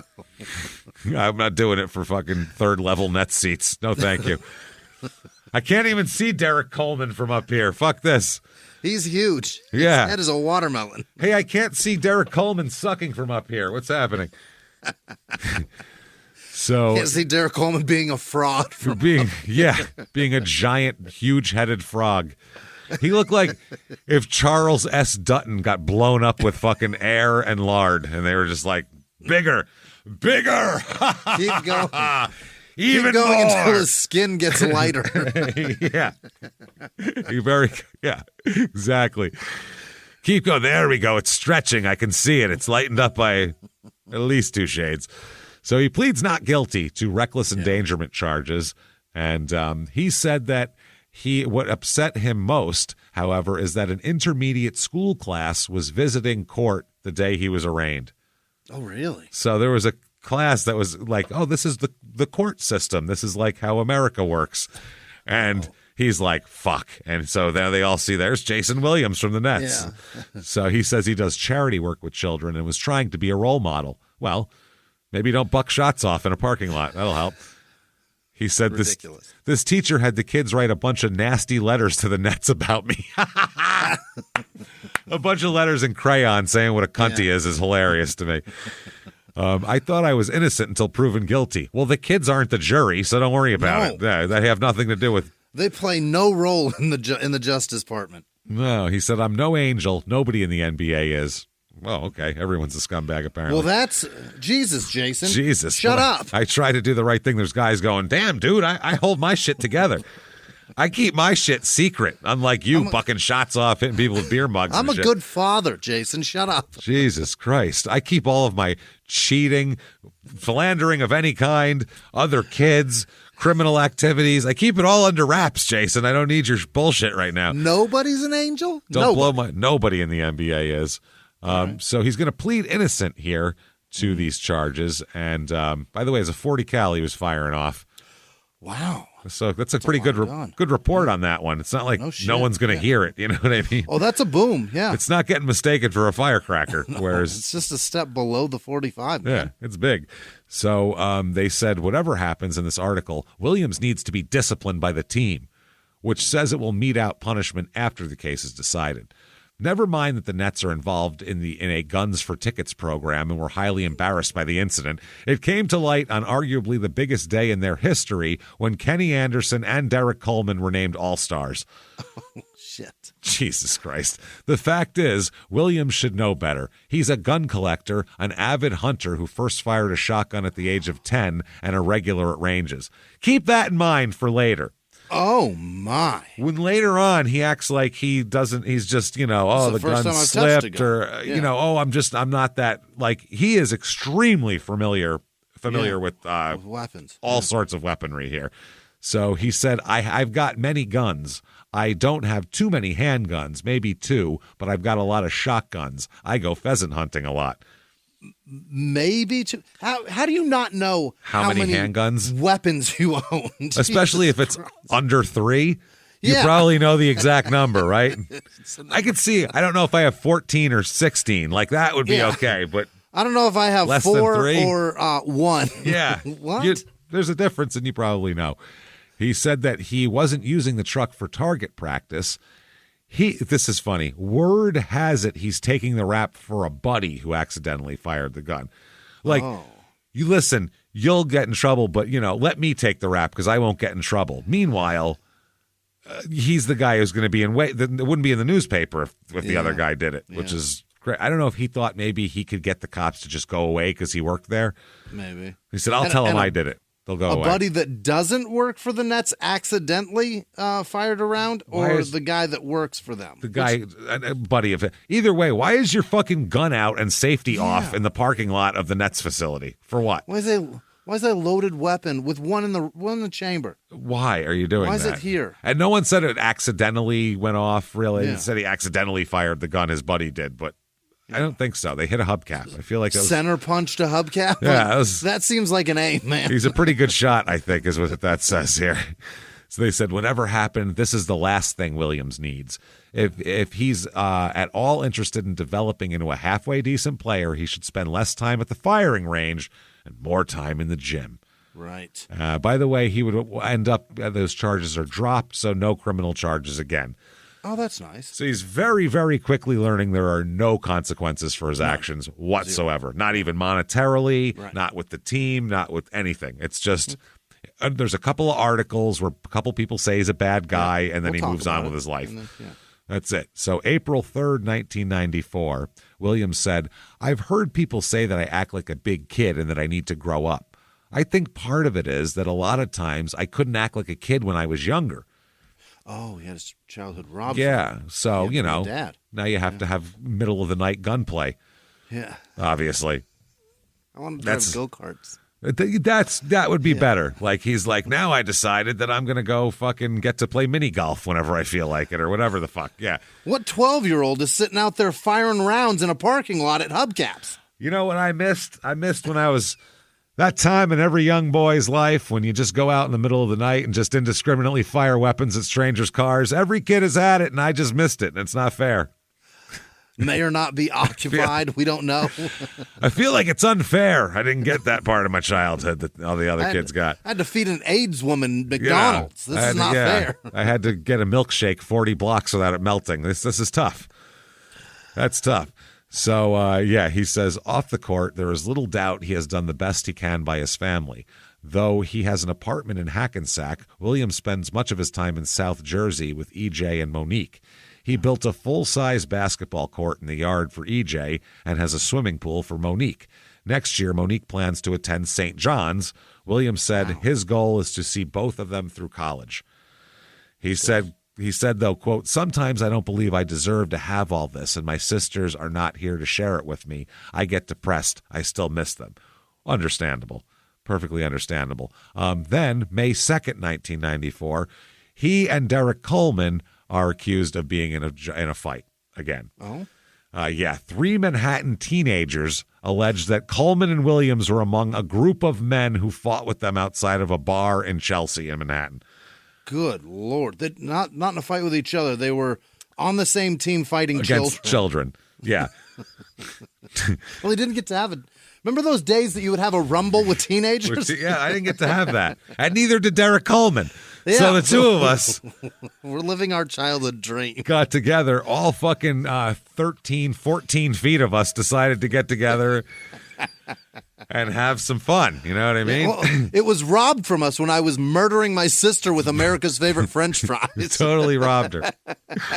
Totally fucking robbed me of it. Oh, my God. Jesus Christ. When I was crying over my sister's AIDS transfusions. So the incident occurred at 3 a.m., which, again, I'm going to say it this way. If you're out at 3 a.m., whatever happens, no matter what happens, 50-50. At least partially your fault because, sorry. 25-25 for him in D.C. That's and it. And the kids can have the other 50. They can have 50. This was, I guess this is a bar owned by Jayson Williams. He bought a bar. Okay. It's his own bar. It's his own, outside of his own bar. Oh, my God. So it began after the teenagers, two 17-year-olds and a 16-year-old. Uh-huh. Now, this is understandable, though. I mean, the other guy, he said he had a knife and he was going to stab them. I could see being, upset about that. But that's this kid. They went over the line. 3 children went over the line when they were teasing them about their loss that night. Are you fucking kidding me? How much does that sting, though? That's some shit you got to put up with. And what the fuck are they doing out at 3 in the morning? Yeah. I'd be more like, I'll call the cops and get your asses fucking taken home by them. You're not allowed to be out this late, motherfucker. Right. But this is crazy. It's children making fun of you for losing a basketball game. They just got their license, man. Yeah. It was against the Knicks, too. So they lost against the Knicks, and you're in New York, and the Nets have about 3% of the fans the Knicks have in this time in New York. So you're going to get picked on. 3 New Yorkers gave you shit for losing to their favorite team? While you stood out on the street in New York? Weird, Shocking. right? Strange. So Jacob Cruz, the 17-year-old, alleges he was punched while on the ground by Coleman after the altercation began. Ariel Saldo, 17, said he was hit by Jayson Williams. Cruz needed 6 stitches to close a cut on his head, while that's a lot. That's a good cut. And Thomas Delgado, the 16-year-old, injured his thumb. Williams showed up at practice with a bandage on his chin. Wow. When asked what happened, he said, Benoit Benjamin elbowed me in practice. It's weird how he's always injured from something that happened on the court the same day he gets in a fight. Isn't that weird and convenient? It's pretty amazing. Yeah. By the way, Benoit Benjamin, I call him, it's hard to say that because my cousin always called him. I think it is Benoit, though, isn't it? It's Benoit Benjamin. My cousin always called him Benoit Bunjamin because it's funny. He said that would be a hilarious porn name because it is. Benoit Bunjamin. So Benoit Benjamin is hard for me to get out because I've been calling him Benoit Bunjamin since I was a teenager. So he said he didn't actually elbow him in practice. I've never touched him in practice, matter of fact. He said one of those children probably landed a punch on him, I suppose. That's probably what it would be. Yeah. Midway through the season, Williams, he had a broken leg that was implausibly blamed by the Nets on a post-midnight weightlifting mishap. Oh, in the middle of the night, he broke his leg lifting weights. Normally, he goes out and drinks or shoots guns off, but this night he really wanted to get a weightlifting session in and broke his leg weightlifting.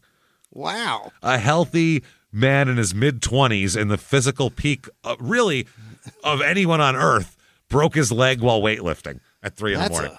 That's a hell of a military press. That is something. Word later filtered out that Williams had been involved in a brawl outside of a different bar that he owns.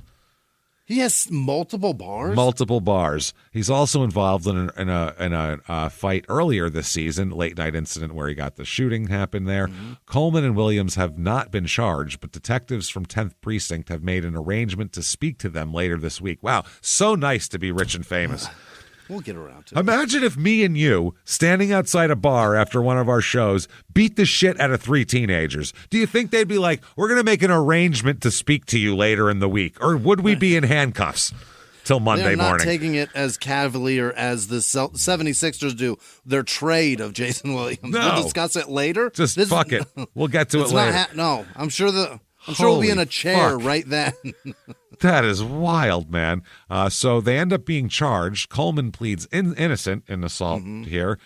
He was charged with assault here. I don't know what's going on with Jayson Williams. The teens, should be child abuse, shouldn't it? I would think so. Well, if you beat somebody up who's like over 60, you're not allowed to do that, right? That's a separate charge. So I think under 18 should be a separate charge of beating the shit out of a kid who isn't yours. That should be something. That's worse than child abuse to me.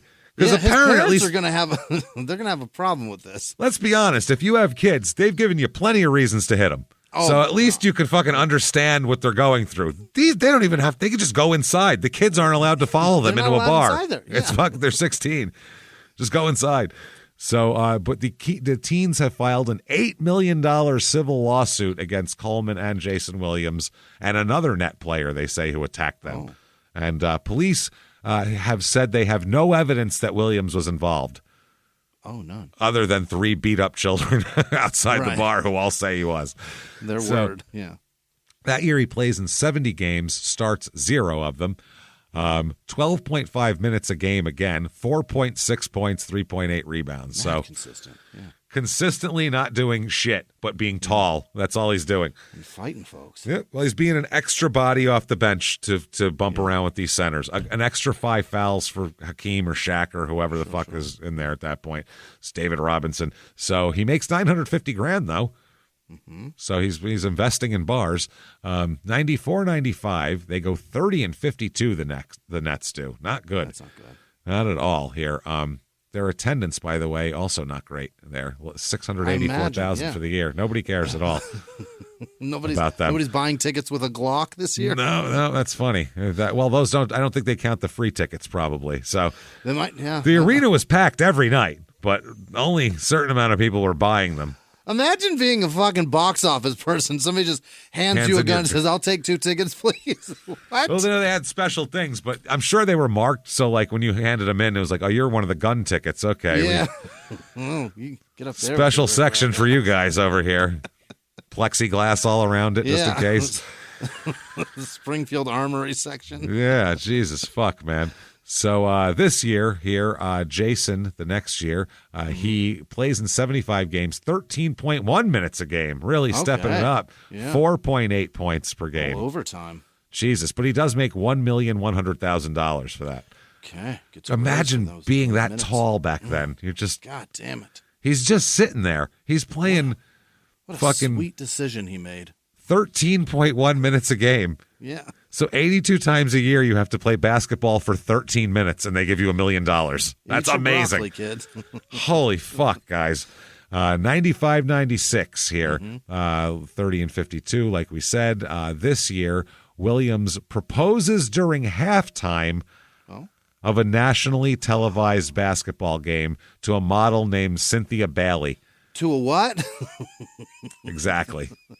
Good for you, Jayson. Of course. He's 6'9" and rich. Of course he did. He's like, baby, I want to score my 4 points a game for you and only you. For the rest of my life. The rest of my damn life. They never got married. She accepted because, it was on national TV, but they parted. That didn't happen. Okay. So that's pretty interesting. Jayson that year, though, is up to 23.2 minutes a game. Mm-hmm. And he is 9 points and 10 rebounds a game. So wow, he stepped it up, and he is third in the 6th Man of the Year voting. Is that right? Yeah, so he completely changed his whole lot on this team that year. Oh, shit. Makes $2 million for it, too, and he's engaged to a model. Not a bad year. Things are going well for this guy right now. Yeah. 96-97, 26 and 56. Jesus Christ, that's terrible. Fuck, they suck. John Calipari is the new coach there. This year, Kerry Kittles is on the team now. Jim Jackson. Oh, boy. Mm-hmm. Eric Montross. Holy shit. Oh, no. X-Man. Xavier McDaniel's on this team. This was the end of his life. Not bad. Yeah. Tony Massengill. Him, too. Remember what? Tony Massenberg? Everybody called him Tony Massengill. because, I mean, why would you not? Yeah, it's a pretty... Because Mossberg doesn't have the same ring. No, it really doesn't. So 96-97 season starts... this is 41 games played. He starts 40 of them, so 35 minutes a game, 13.4 points, 13.5 rebounds a game. Oh, jeez. Wow. So he's a rebounder here. That's what he's doing. Niche. Still not blocking any shots. Still under 1 block a game. So not doing anything there. $2,250,000 for that year. Yeah. Doing damn fine. 97, 98, 43, and 39. They lose to the Bulls. They get swept in the first round of the playoffs because that was that 98 Bulls team. They weren't losing. This team, Keith Van Horn added to the squad here. Sam Cassell, Sherman Douglas, Chris Gatling. All these guys. David Benoit, Yinka Dare, Xavier McDaniel. Okay. There we go. This year, holy shit, 65 games started, 36 minutes a game, 12.9 points, 13.6 rebounds, and he is an all-star.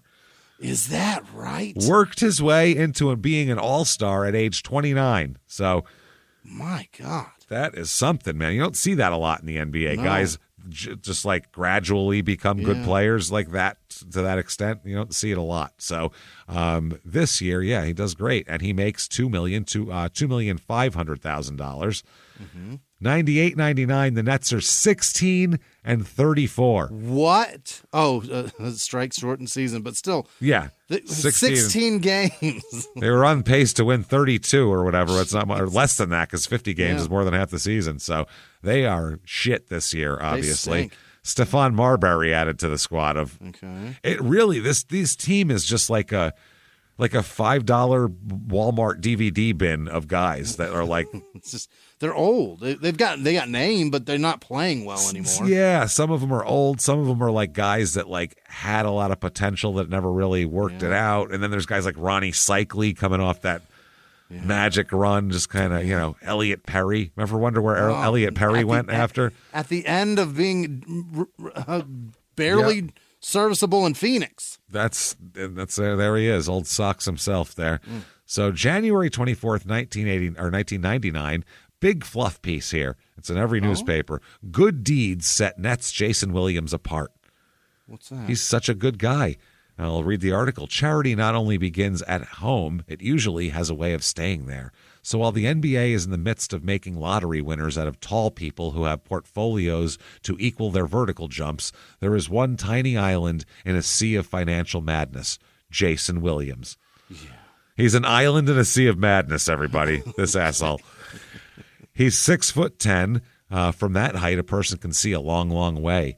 From many of our treetop mercenaries, stop looking for fucking... What? Stop looking for euphemisms for tall people. Just stop. Not that big. I mean, he's fucking 6'10". He's 5 inches shorter, but taller than me. There's a lot bigger guys in the NBA. That's way bigger. Yeah, he's less of a. There's less of a difference between me and him than me and you in height. It's not that he's not a freak of nature. It's not out of control. Out of control. Your growing is out of control. Someone hit him in the kneecaps. Scott Williams is as big as him, right?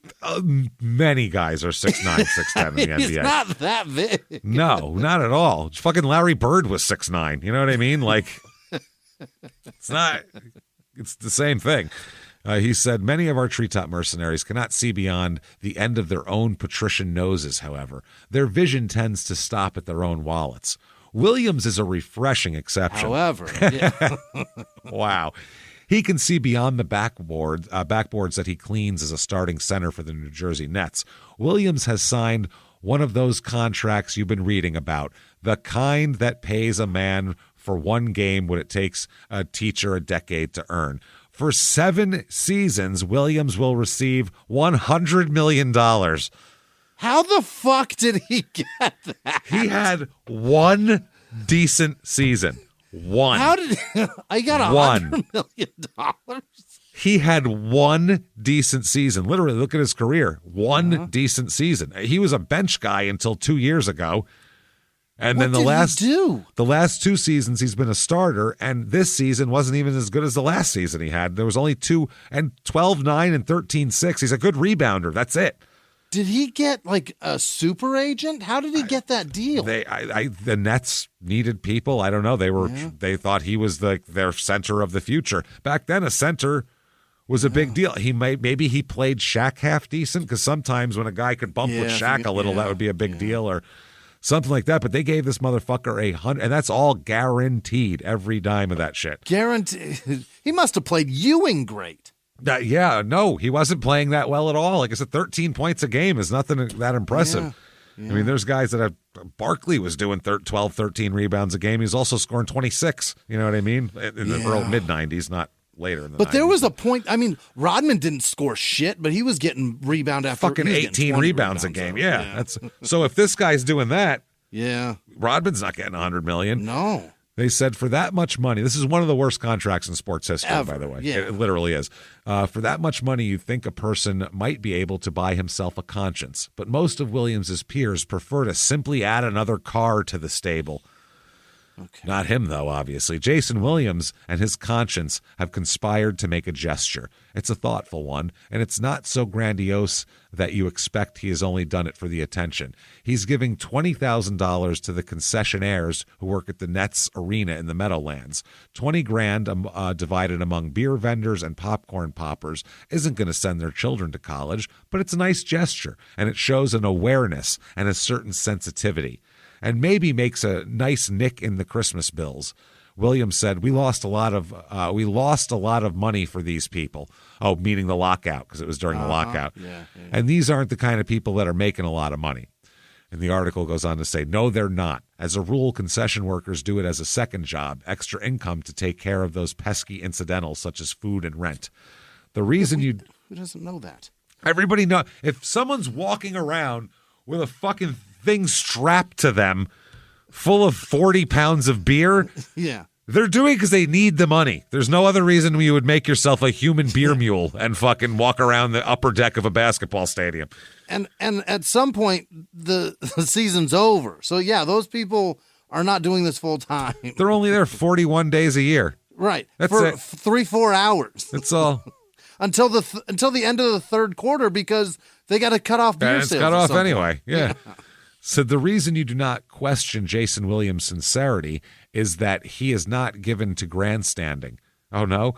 He already has a record of genuine concern. He already made an annual donation to the parking attendants, and each year he pays the tuition for one student to his alma mater, St. John's. Williams was also a lone voice of reason in the caterwaul coming from players during the lockout. While they claimed financial hardship, he was saying, you're making $8 million a year. People don't want to hear you crying poverty. The fans are mad at us, and they should be. You ass-kissing, dick-licking fucking... Do you remember this? I do. The time when people were screaming overpaid racial epithets at these people. No one said shit to the owners, though, that made way more fucking money. This is what drives me. Every time there's a fucking strike, that drives me nuts. The owners sit back and laugh while they, from their private islands, go. These fucking players, most of them are broken 3 years after they fucking... Jerry Jones just recently said he's irreplaceable. If another rich guy didn't. Oh, okay. Jer, you dipshit. You are hilarious, Jer. That is pretty funny. Maybe they'd win a Super Bowl in 25 fucking 30 years if they did that. Jesus Christ. Irreplaceable. Fuck you. We've heard of tons of athletes going on hard times. Have you ever once heard of an owner that was broke? No. Never. It's never once happened in the history of sports. Weird, right? Even when they're insanely cheap to these people, they're wealthy. They're doing much better. Yep, wealthy as a motherfucker. Yeah. Once in the first part of this decade, he was a 76er. Then he was traded to the Nets. Only recently did he blossom as a player. His progress as a person is at least as impressive. My God. Apparently so, yeah. He said that mostly what you remember about Jayson Williams, the Sixer, is that he was carefree and laughing, frequently a foil and verbal sparring partner for the mentally agile Charles Barkley, and a young man who seemed more interested in having a good time than refining his game. Barkley said of him in those days, part of Jason's problems is that he's too close to home. The distractions are too near. Hey, look, it's weird. It's almost like we thought of that. He gets on the turnpike and he gets to the parties too early and stays too late. He could just go home and hang out in New York. Yeah. Williams never seemed to take great umbrage to this assessment, although he would point out that if anyone in the NBA was qualified to comment on the rigors of dedicated nightlife living, it was Barkley, the original Good Time Charlie. Honest to Christ. But Barkley was dropping fucking 27 a game while he was doing that. Sure That's was. the difference. Yeah. If you can do 27 and 12, fuck, maybe that's what's making you get 27 and 12. Don't stop doing it. Good point, yeah. You know, checking the tonsils of every woman in town with your penis. Maybe that'll do it. Does. Hey, you know what? If that's what gives you the drive to get those rebounds, I don't know what to tell you. It says Williams finds himself employed by owners who have a social conscience themselves. Lewis Katz, who grew up in Camden, and Finn Wentworth have already pledged 40% of their profits to inner city youth. That's actually a shitload of money. Not bad. They speak of helping revitalize ravaged downtown Newark and building an arena there. No, they ended up moving to Brooklyn, if you're wondering, everybody. And selling to Jay-Z. That's it. They talk about how a sports franchise ought to be an instrument for bringing about civic good, and what a charmingly quaint notion that is. What if it would actually catch on? What if other players followed the lead of Jayson Williams? Jesus Christ, let's hope not. Oh, holy fuck. We're in a lot of trouble. There wouldn't be a limo driver on the face of this earth. Everybody better be carrying. Fuck.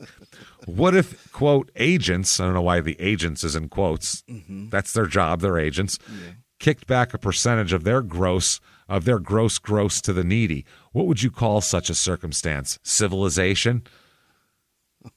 Okay. So he needs everybody to just be giving charity?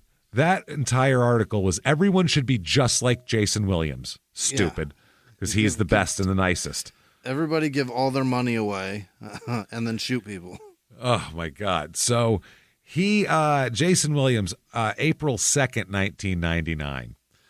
Not good here. They said this is from an article. Nets 90, Hawks 85. The Nets defeated the team with the best road record in the East last night, and the only real reaction was, so what? That is because Jayson Williams broke his right leg in the final minute of the game.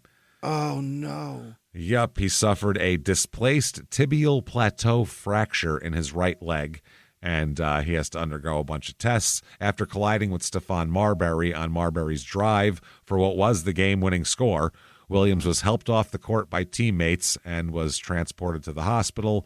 And Kendall Gill said, "It really is like we're snake bit."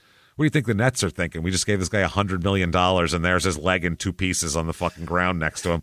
And all Kendall Gill can say is, maybe we're snake bit, guys. We're snake bit. Meanwhile, Jayson Williams is carrying his leg in a backpack out into the fucking hospital.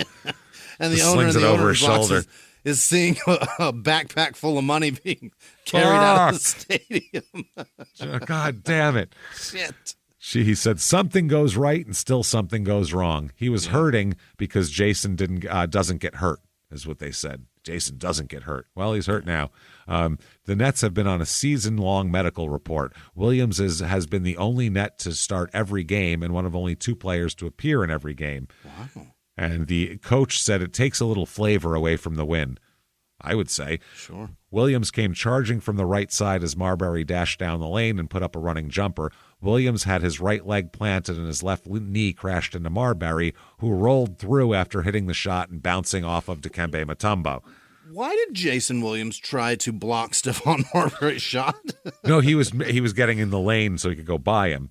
Oh, okay. Marbury went up, hit the shot. Mutombo hit him, and Marbury fell into Jayson Williams' leg. All right. Like a quarterback that gets rolled over from the side, same shit. Yeah. That's what happened there. Yeah. So what was this? Mutombo said Williams must not have thought the shot was going in because he went up so high to rebound it, then landed on Marbury's back. That was, and then he said this quote: "He shouldn't jump so high." It's best. What? What is he talking about? Hold on a second. Above the rim, babe. So Dikembe Mutombo played his whole career not jumping to his full ability? That's fucking incredible. Imagine what he would have done if he would have jumped as high as he could. Imagine how many blocks he would have had. Oh, my God. He shouldn't jump so high. He was doing great playing from his heels, for Christ's sake. Holy fuck, man. So after a stoppage, The teammates, coaches, and medical personnel and friends, including actor Danny Aiello, came rushing onto the court. Why is Danny Aiello on the court now? Why is Madonna's dad from Papa Don't Preach out here? I think you're thinking of Captain Lou Albano. No, I'm kidding. That was Cyndi Lauper, but still. Yeah, I don't know what the fuck's going on. Why is Danny Aiello here? Who invited him? Fucking rigatoni dripping down his chin. What's going on here? Big fan of the Nets. Oh, no, Fuck. his leg. Oh, Jesus. Williams thrashed around in obvious pain, half on top of Marbury, and Marbury's mother, Mabel, also joined in the gathering. As Williams laid on the floor, concerned mother and relieved son hugged at half court. Oh, good, it wasn't us. You're fine. Marbury said, I had the wind knocked out of me. I may have gotten a knee or an elbow to the back. It was scary. We really need to step it up now. Our top rebounder is out. There you go. So now Williams has some problems, obviously. This is not great. He talked earlier yesterday about he was deliberately ducking a hand specialist who'd been recommending surgery on his left thumb. He said he's been trying to just play out the season with it. He said, I don't want to hear that surgery now, he says, but if he says it's going to mess with the rest of my future for the next 5 years, I may have to have the surgery. I guess he broke his nose earlier in the season. He said, I'm going to get that fixed after the season. I'll have it all done at the same time. Knock me out and have the hand guy come in and the nose guy and get it all done at once. Just assembly line him. Fix everything. Wake up all better now. Yeah. So 98-99, 8.1 points and 12 rebounds a game, and he makes $11 million. Jesus God. Fuck. The next season, they're talking about he's no lock to be there for the opener either for the next year. No, they're saying he is.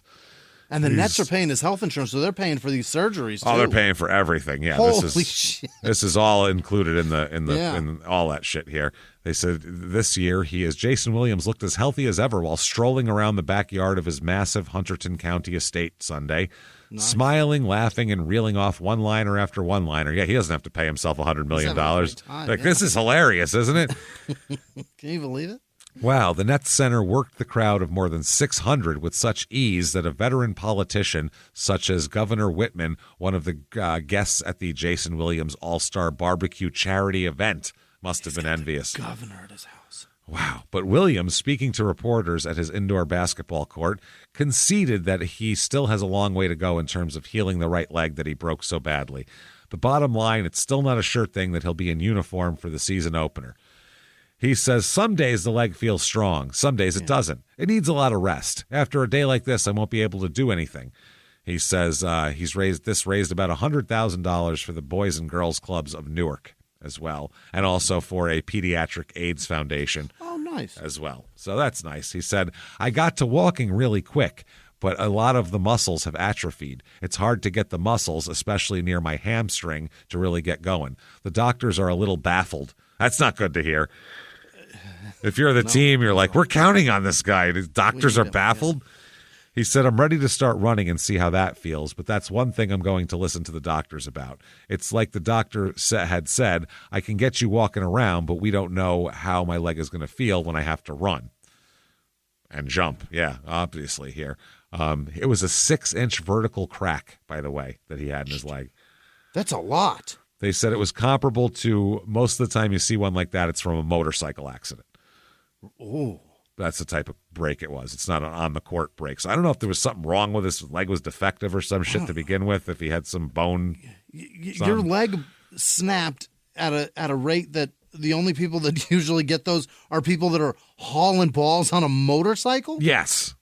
And he did that just an up-down. Or Stephon Marbury and Dikembe Mutombo going for a rebound. You know what they say? He shouldn't jump so high. You know. Yeah. How fucking high did he jump? Stay down on the ground. I don't remember him as a huge vertical guy, so. No. Mutombo must not have 80 jumped at all. miles an hour? Fucking fast. Wow. Right over the high side, Jimmy. You know how that goes. He must be raising money for all kinds of AIDS, right? He's got children's AIDS. All kinds of AIDS he's got. probably running miles for feline AIDS. Feline, any kind of AIDS we can come up with. He's got AIDS going on. Yeah, maybe. So he's got White House AIDS that had to blow people, just AIDS. Or he's out there smothering people with AIDS with a McFlurry. You never know. So the general manager of the team was among a guest list that included about half the Nets players, as well as celebrity friends of Williams, such as Danny Aiello, of course. Wow. Who knew? Again, he's from Larry Holmes, the boxer, Charles Oakley, and Joe Piscopo, who was the last guy you expected me to say after Charles Oakley, right? He loves Italian actors. That's all he hangs out with, it seems like. Black athletes or Italian actors, nobody else. Joe Pesci was late.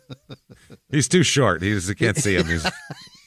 I think he may have been here. I couldn't see. He'll get stepped on in here. They can't have I'll break my other leg if he's around the house. Jesus. I'll trip over him. I want any more B-list Italian actors we could bring in here. No, De Niro's too famous. He can't come. Anybody else? We could get in there. Danny Aiello. Anybody? Somebody who does like TV movies, but not like real ones. You know what I mean? Nobody that's been in a Scorsese movie. Automatic disqualification. So they said the doctors from the very beginning said it would be September before we knew the reality of the rehabilitation. Yeah. They said they will take out some insurance by drafting a big man with the 34th pick in the draft. So you're going to get a second-round draft pick to replace your $100 million. $100 million cash cow, evidently. Okay. So shortly after the injuries ended his season, he consulted with the club president about the possibility of hosting a barbecue to replace the annual charity golf tournament he held the past 2 seasons, because can't really golf there. $200 a piece for this event, by the way. Wow, that's something Danny Aiello can afford. Hang out in his backyard. Joe Piscopo made some good money back in the day, apparently, with his Frank Sinatra impersonation. Was the Karate Kid there? Ralph Macchio there, too? Huh? Anybody? Who else is Italian, goddammit? He said, I thought there would be an excellent opportunity to get to know the people who've been heckling me about my free throw percentage. That's what he told the crowd. Yeah. Just make sure nobody breaks anything, he said. Okay. So there you go. Again, August 8th, 1999. Williams is a superstar in compassion. Oh. Yeah, compassion. They're saying how compassionate he is. Yeah. Jayson Williams one Christmas went to a nearby church and woke up some homeless men sleeping over subway grates and gave them each $100. Wake up. Wake up. $100. Here you go. They're like, motherfucker, you couldn't wait till I got up already for that shit? I've seen that before. That's like the most heartbreaking thing in the world to see him keeping warm on those grates. On the subway grates? Fuck yeah. Yeah. That's soul-crushing. That's fucking hardcore, man. Within a few years, he and his family were buying clothes for all the homeless they could find. This is Jayson Williams. They talk about his 2 half-sisters and driving kids to school while he goes to practice, and he's still graduated. I'm sure he was really doing his schoolwork too. I'm sure nobody was doing it for him. You know, he said that basketball's funniest man has become its most giving star. He said, I'm no Mother Teresa. No, that's true. Oh, boy. But he's making all these appearances. But also, he's got nothing else to do. Does anybody else remember that? He's not working right now. Playing. Yeah. He's not playing, and he has so much fucking money. He said he spent $32,000 annually to send 4 students through St. John's, or the $20,000 he gave to the workers there. They're talking about each thing he did. He gave to pediatric aids. He brought in over $100,000 by selling tickets to play his 9-hole golf course, all of the holes located on one gigantic green. They said there's a presence about him where he can walk through a crowd and touch everyone in the room. That's normally bad for guys in crime and sports. We don't hear that. Jesus? What is walking through and touch everybody in the fucking room. He is the antithesis of being self-centered. He's directed in every way. This is fucking hilarious because he's such a dick later. Such a dick. They said without the $750,000 that he donated to clubs, they couldn't offer the after-school learning programs for thousands of kids who use the facility daily. He said, I'm a good guy because I'm scared. It's a sin to be selfish, and I don't want to go to hell. Okay. So he doesn't play in 99-90. Not only is he not there for opening day, he's not there for any day. He plays 0 fucking games. Yes, that year. Not going to work. He's placed on Jayson Williams' return placed on hold by midseason. They said that he had significant weakness in his right leg. Yeah. And it sets back a possible return date until at least early March. And he doesn't. He is right-handed because if you break your right leg, that in a jump, he was coming down on that one, right? Usually, when you jump and you come down, you're coming down on both feet. ideally. That's a good point. Yeah. And it wouldn't matter. If you're coming down on one, it's going to be your dominant leg. Yeah, I suppose. But really, I think it matters where Marbury was more than where There's a good point. he landed. Yeah, because if he landed on Marbury, then whether it was the Whatever up leg or the down leg. Right. The Nets said, what we're going to do now is to change his rehabilitation regimen to focus on strengthening his leg. They said he hasn't made much progress in that area in the past month, maybe because we focus so much on cardiovascular efforts to get him ready to practice again. He could probably run all day right now, but he can't jump off that bad leg. Mm-hmm. And he needs to jump is what he needs to do. So they said the overwhelming feeling is that Jayson Williams will return successfully, the general manager said. He said, Jayson, because of his optimism, believed he could accelerate that timetable, and maybe because we were looking forward to having him back, we accepted that optimistic point of view. Sure. They said, seeing him work out last week, you could see that he just wasn't ready.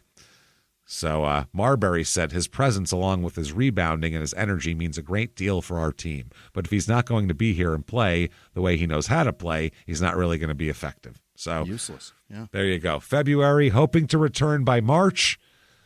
And they showed he has 70% strength in his right leg. It's 70% strong as his left leg. Not good at all. He said, I thought it was higher than 70%, to be honest. I think I could play at 40%. Now I'm waiting for the Nets doctor to speak to my doctor, and I know what my doctor's going to say. He's going to say, go. No, it's not. Say, go jump all over that weak leg with your 270-pound body. Yeah. And guys when it coming breaks, around. Come right back and pay more of my bills. It's going to be, I need a beach house, really. I'm looking for that. I have no summer home. This is ridiculous. I'm a good doctor. I've seen Jason's house. I want one like that. Yeah. Jesus Christ. So March 9th, 2000, he passes the test, the strength test, and will return soon, it says. He's ready to go. Jayson said, the break messed me up. He said, I think if there wasn't a break, they'd say the hell with it, let him go. I don't think that he can just jump into a game, the coach said. The worst thing is to jump into a game and not be prepared and look bad. Yeah. We'll have the 5 practice days, then the decision will be made if he's game ready. So that's March 9th. By March 23rd, he's undergoing foot surgery. So he's done. Now it's the foot. Yep, he broke a bone in his foot while practicing. Mm-hmm. Doctors inserted a screw in the break, and it's the 5th metatarsal bone in his left foot. Mm-hmm. And now, by the way, he's almost 32 at this point. So, holy shit. Big guys with surgically repaired legs don't get better with age. And that's his other foot. That's his left other foot now. Yeah, that's his left foot. So he's all fucked up. Now he's got to that'll strengthen up his right leg because you're going to have to favor it. So he probably broke that one by favoring the right leg. That's maybe. So he said he hasn't. He was just doing practice to see if he could come back, and that's how it happened. March 26th, 2000. He said he was embarrassed about the fractured left foot. Mm-hmm. Said he was just very embarrassed. He said it wasn't any of that. He tripped over someone. Oh, another trip over someone. He said, tripping over a rookie's foot. That's how it happened in practice. Yeah. He said, I love the game. I want to play again. I will play again. He said, until this happened, I was really bouncy. I felt great. Well, I was maybe 1 day away from playing, and then I got hurt. I was more embarrassed than anything. I worked so hard to get back, and then landing like that, it's embarrassing. My father says everything happens for a reason. I don't know. Maybe it was God telling me I wasn't ready. Well, God could have whispered it to me rather than making me look like an asshole. Rather than shouting it to everyone. Tripping over a rookie and face planting on the fucking court. So he said that he has no plans to retire, contrary to a published report. He said, retire? I'd be the dumbest man in America. Because he has $86 million left on his contract. Still coming to him. Oh, if he retires, he can't have that. But if he, acts like he's trying to come back, he can have every dime of that. May 9th, 2000 is his first book. Yes, he has more than one book. This is his sense of humor is on display, they said. In Loose Balls is the name of it, there it is. Which is the same name as the ABA's the history of the ABA, which is a much better book, I'm sure. So he admits to many mistakes as a college player and later as a pro with Phoenix. He describes himself as a loudmouth, a hard-drinking bench warmer with an attitude problem. His frequent fights and mishaps made the Suns and Sixers, well, the Suns never had him, but has eventually settled down and now devotes much of his time to charities. So it's about what a great guy he is now. Yeah. Here, the book's greatest asset, they say, is his sense of humor, which is evident in his unusual view of life as a player and in the dozens of funny stories he tells. He writes that as a boy, he was more afraid of a beating from his grandma Elvira. Well, really? He didn't know if he was more afraid of a beating or turned on by her cleavage. He couldn't tell. One of the two. He's trying to figure it out. Lesbian? Elvira? Yes, I do. Yeah. That's fucking awesome. That's, yeah, because that helps you, right? Yeah. Yeah. How? I can honestly say I don't care who any 65-year-old lady fucks of any kind. I don't see her at 65. I see her at 75. 1985. She was fucking older then too. I think she's like 75 now because in the 80s she was like in her late, like this was last chance I think for her. Yeah, she's certainly elderly and she's a redhead. Weird. Yeah, strange. He said that and Elvira's sister Edith was even worse. So I guess his great aunt. If she thought young Jayson did something wrong, Edith would turn the Bible by asking it questions. Huh? What? Oh my God. This is fucking nuts. They do like the arm test in Rulo, Nebraska. Yeah. Turn the Bible. She would ask the Bible questions like, is Jayson bad and did he do this? And they said if the Bible moved when she mentioned his name, she took it as an indication of his guilt and would beat the shit out of him. So she knew that he did things wrong, and she would fuck with him. God is torture this poor kid. She made him think that God wanted him to get the shit beaten out of him often. By a woman named Elvira. Man, they said, although the book jumps from subject to subject, its short paragraph style keeps the reader's attention. In other words, it's written by a fourth grader for other fourth graders. Yeah.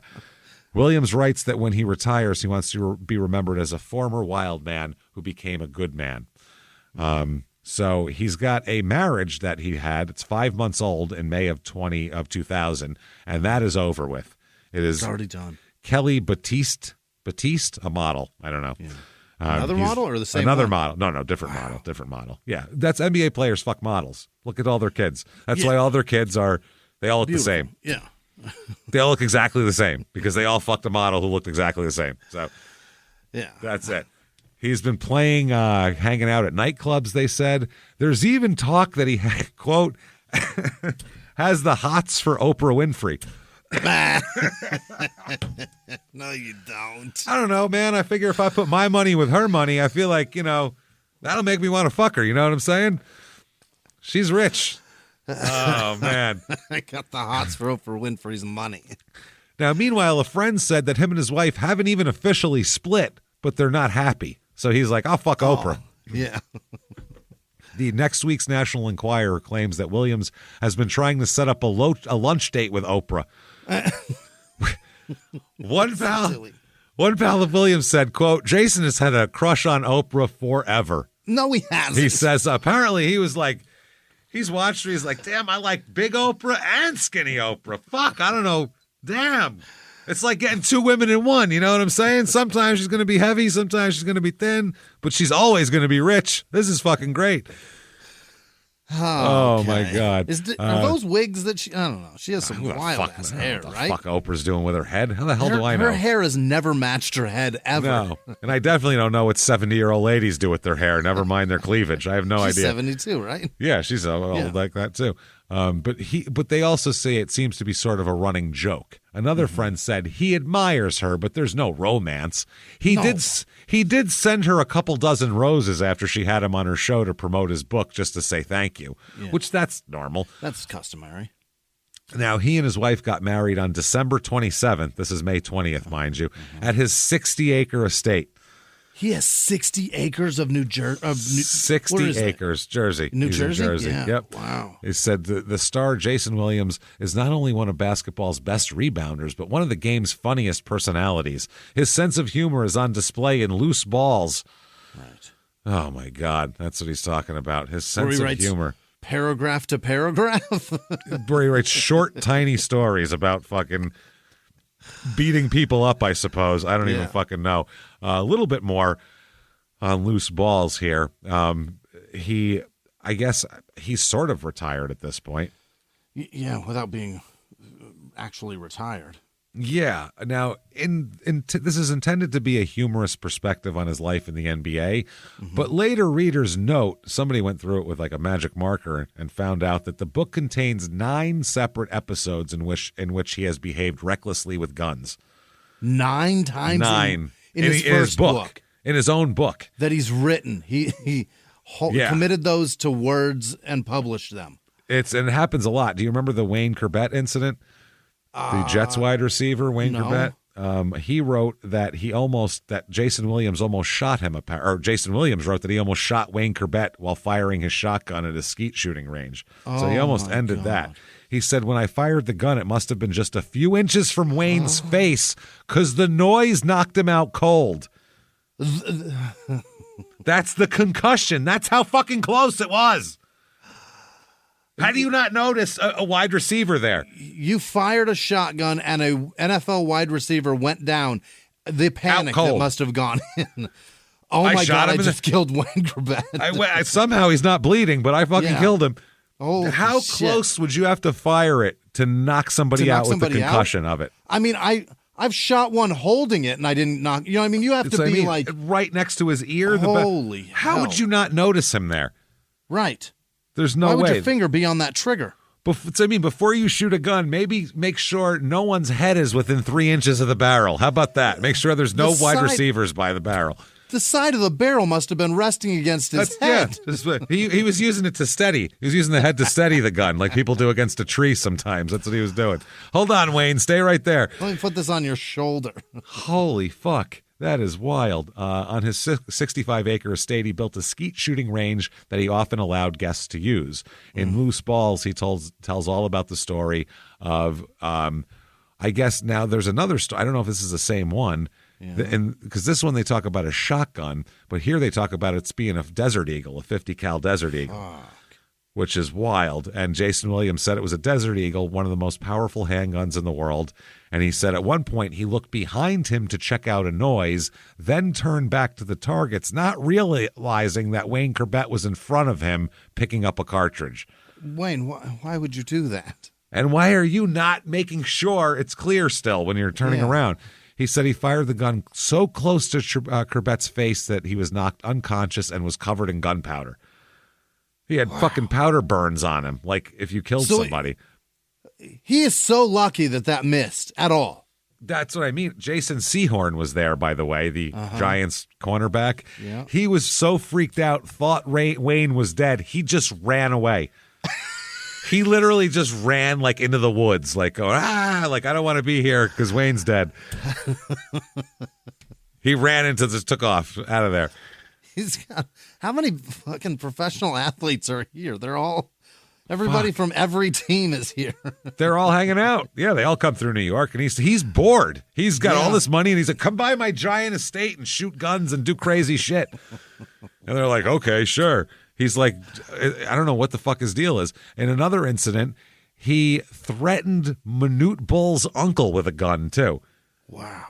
I don't know what his beef was with Manute Bull's uncle. Yeah. I've seen 2 Bulls, and they are both giant men. They're both huge. Yeah. Everyone in his family is over 7 feet tall. They're all giant people. Yeah. And they've been through enough, the Bulls, I think. You know where they're from? Let the people be. Holy fuck. So in 99-2000, while he's doing all of this stuff, he's making $12,375,000. Finally, June 20, he retires in 2000 after the season. I'm sure he makes a deal here with the team. Came 14 months after he breaks his right leg, decided that it's never going to happen again. So that's that. His retirement may have a silver lining, it says. If the Nets can't have Jayson Williams in their lineup, a months-old reality the Nets made official Wednesday, at least they would like to have a consolation prize from the NBA in something called a disabled player exception. Yeah. Nets president, they're talking about how we've petitioned the league office to give us an exception, and they'll have that answered in due time. They say they'll have to investigate, so they're trying to get something, like on the salary cap, basically. So it would give them a $3.8 million window that they could work with. Even if they still have to pay it, at least we don't count that money because it's going to somebody that's not playing. Yeah, at least we can get another player, because right now he's just taking up all this cap space. It's not helping at all. Jayson Williams said, "This has been a hard choice for me, but I know from the pain in my knee and what my physicians have told me that my injuries won't allow me to return. My experience with the Nets is one I will always remember. Signing a giant deal and then not earning it. It's just amazing. It's just not having to do a goddamn thing for it. I'll tell you what, man. It feels so fucking good." He said this, by the way, from a news conference at a charity softball game he was hosting. Yeah. He's like, "I'm hitting cleanup out here, but I can't get any rebounds." Willis Reed said, "Just stand here for 2 minutes with him, and you'll be laughing until your stomach hurts." I believe it. All right. That's interesting here. He said that they're talking about Willis Reed, and they're talking about Jayson Williams. Okay. He was playing, I guess. He said he was playing with a broken thumb anyway, so who knows. He said, though, when he broke his thumb, he wanted to play the next day because he told them, "I've got to play. I got to earn this money. Yeah. Can't be sitting out here with this bullshit here." So anyway, he's fucked at this point. I guess not fucked. He's got lots of money and doesn't have to go to work. He's doing great. I really wish I could do that. That sounds awesome. Don't you? Just to be paid $12 million a year to do nothing? Yeah. That'd be fucking amazing. So, he's all excited. He's talking about also his charity shit that he's going to do. They said that on a visit 2 summers ago, I pulled into Who Knew Estate, that's his estate, to find him sitting in a lounge chair on his outdoor basketball court. He was filming an NBA entertainment segment on Clyde Frazier. His broken right leg was elevated in the air. Williams wore one of Frazier's slick old 70s top hats and holding Clyde's famous guide to cool. He said, "Did you know there's a cool way and a wrong way to try to catch a fly?" Jayson asked me. "Here, look, you've got to swing your arm in a circle to get him, not just stab at him. That's the cool way to do it," according to Clyde Frazier. As the producers prepared for the next segment, the two of us stood in the hot sun trying to catch flies on a summer day. It had to be the most ridiculous sight in the world, but it was just an afternoon with Jayson Williams. A little later that day, we were sitting on the patio overlooking his property.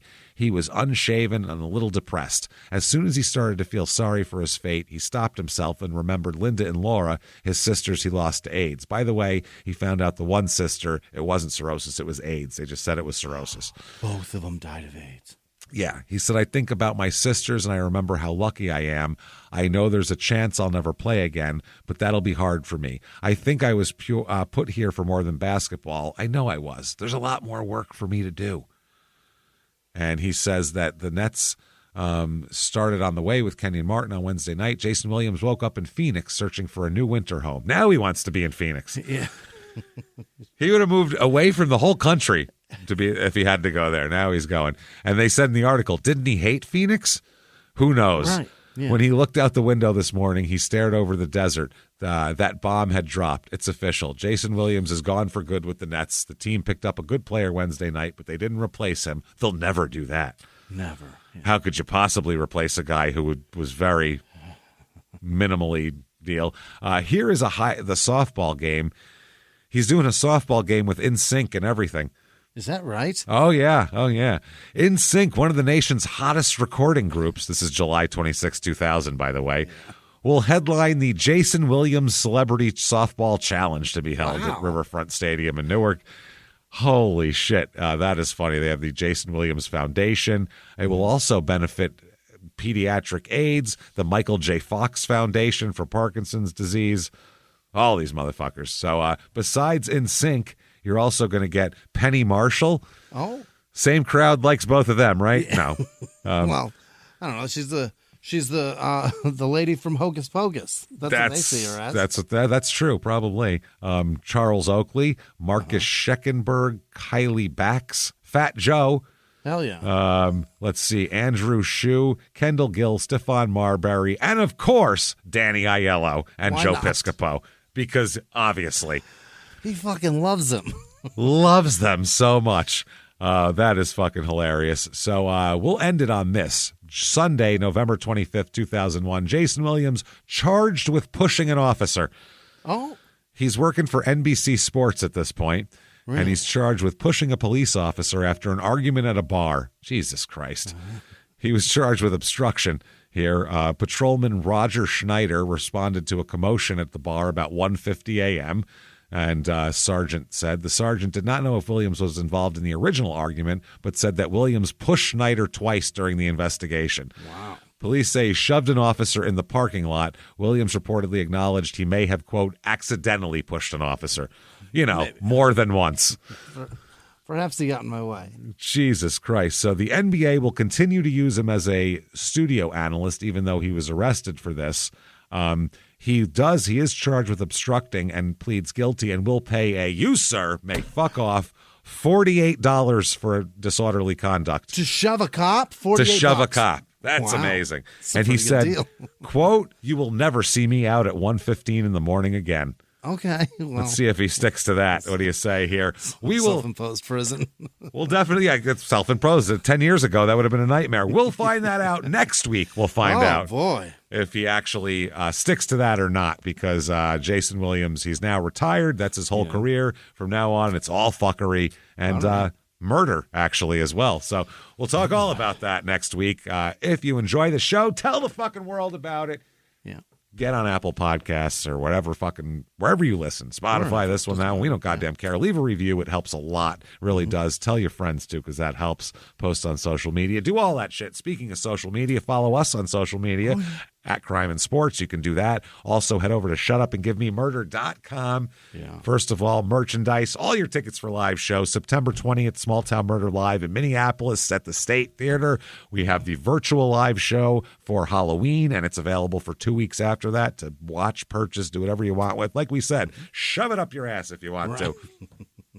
Enjoy. Do all of that. Shutupandgivememurder.com. Patreon.com/crime and sports as well. We're going to talk about this week. Anybody $5 a month or above, you get hundreds of episodes of the back catalog of bonus shit. New ones every other week. One crime and sports, one small town murder. This week for crime and sports, we're going to talk about a man named Pud, who is the first, I guess, performance-enhancing drug user in Major League Baseball in 1889. Wow.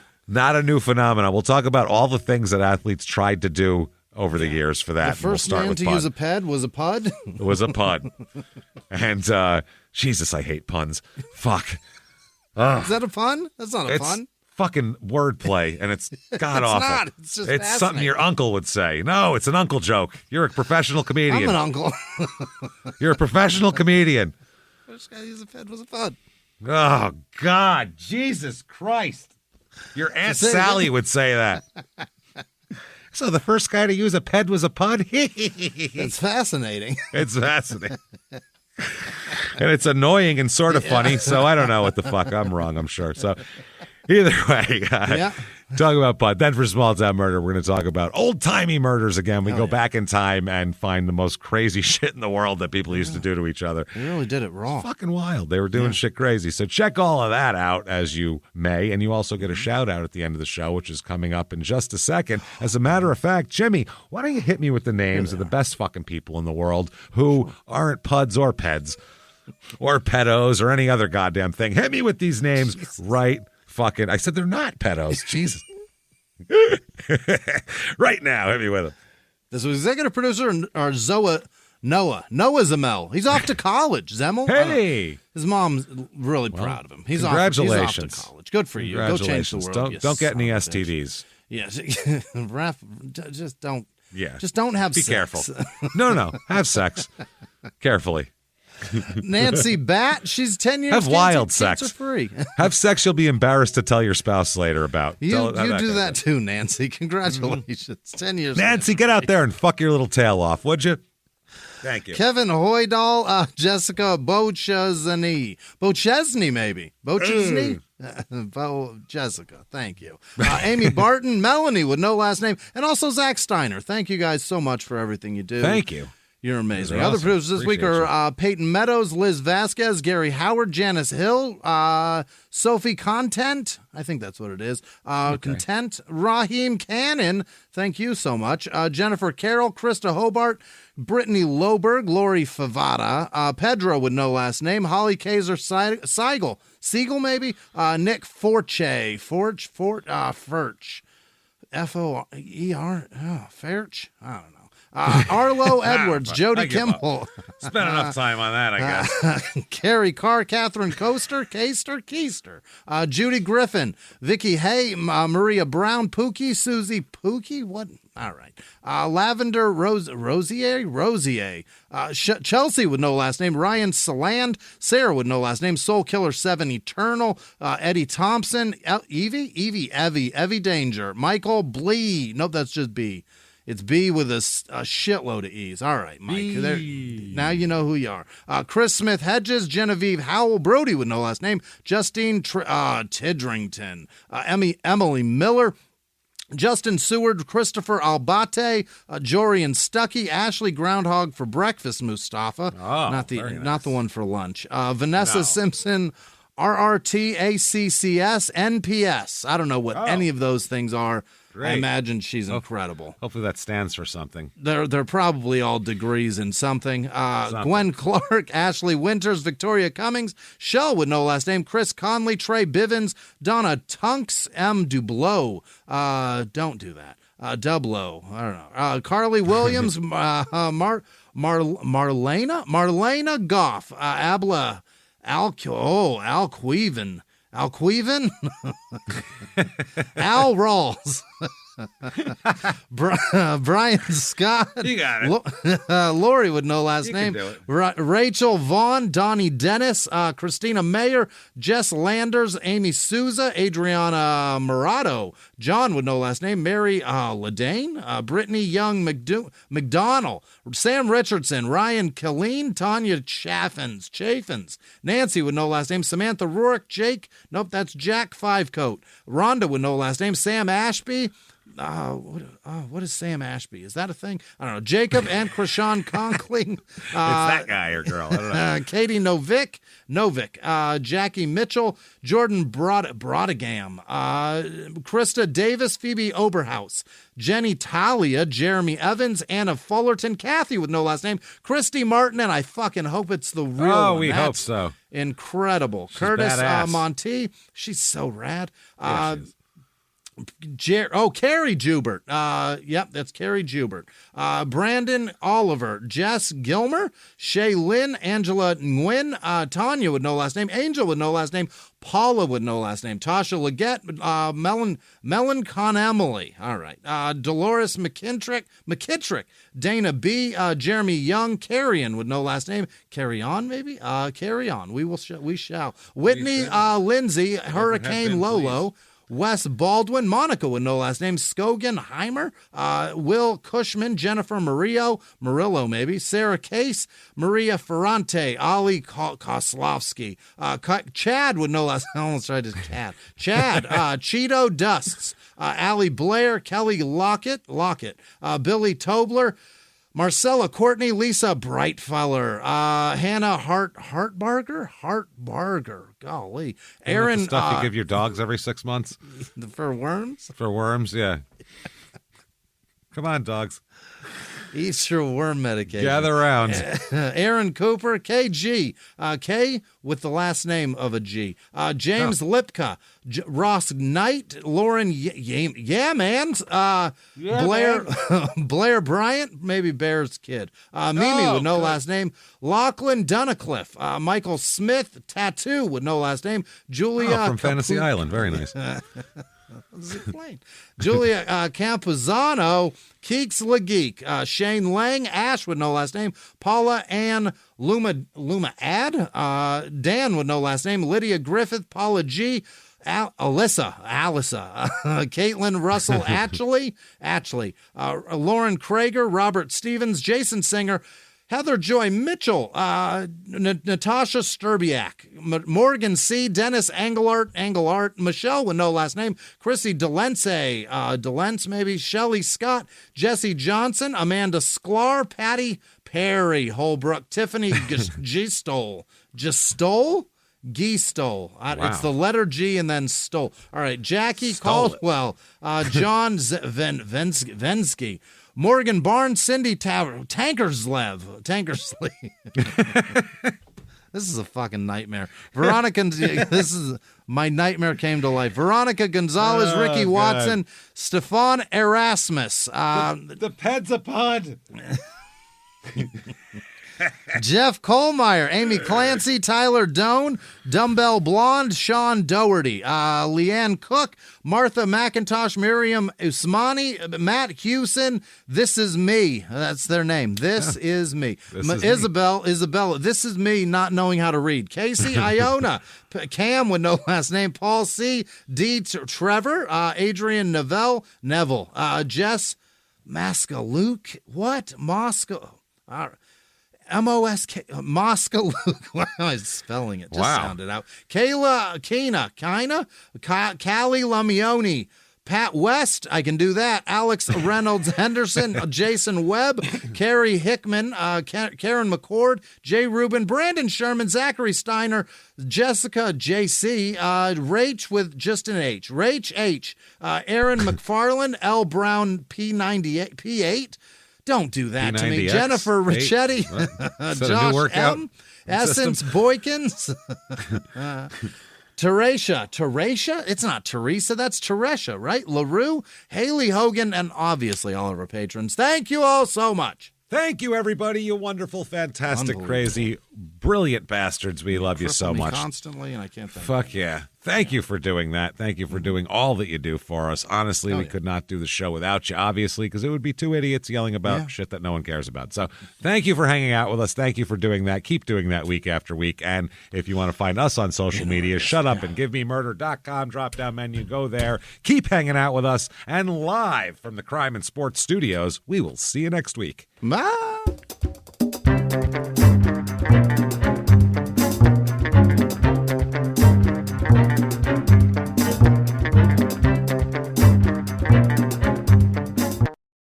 If you like crime and sports, you can listen early and ad-free now by joining Wondery Plus in the Wondery app or on Apple Podcasts. Prime members can listen early and ad-free on Amazon Music. Before you go, tell us about yourself by filling out a short survey at Wondery.com/survey. Have you ever gotten a message out of the blue? Maybe you ignore them. Or maybe you end up in conversation. Maybe they tell you about an amazing offer. I can really show you how to make some money. And maybe that gets you into a lot of trouble. But this isn't a story about people like you, the people receiving these messages. This is a story about the people behind the messages, on the other end of the line. Thousands of them, working in a microcity built for scammers. From Wondery, the makers of Dr. Death and Kill List, comes Scam Factory, a new series about survival at the expense of others. Follow Scam Factory on the Wondery app or wherever you get your podcasts. You can listen to Scam Factory early and ad-free right now by joining Wondery Plus in the Wondery app or on Apple Podcasts.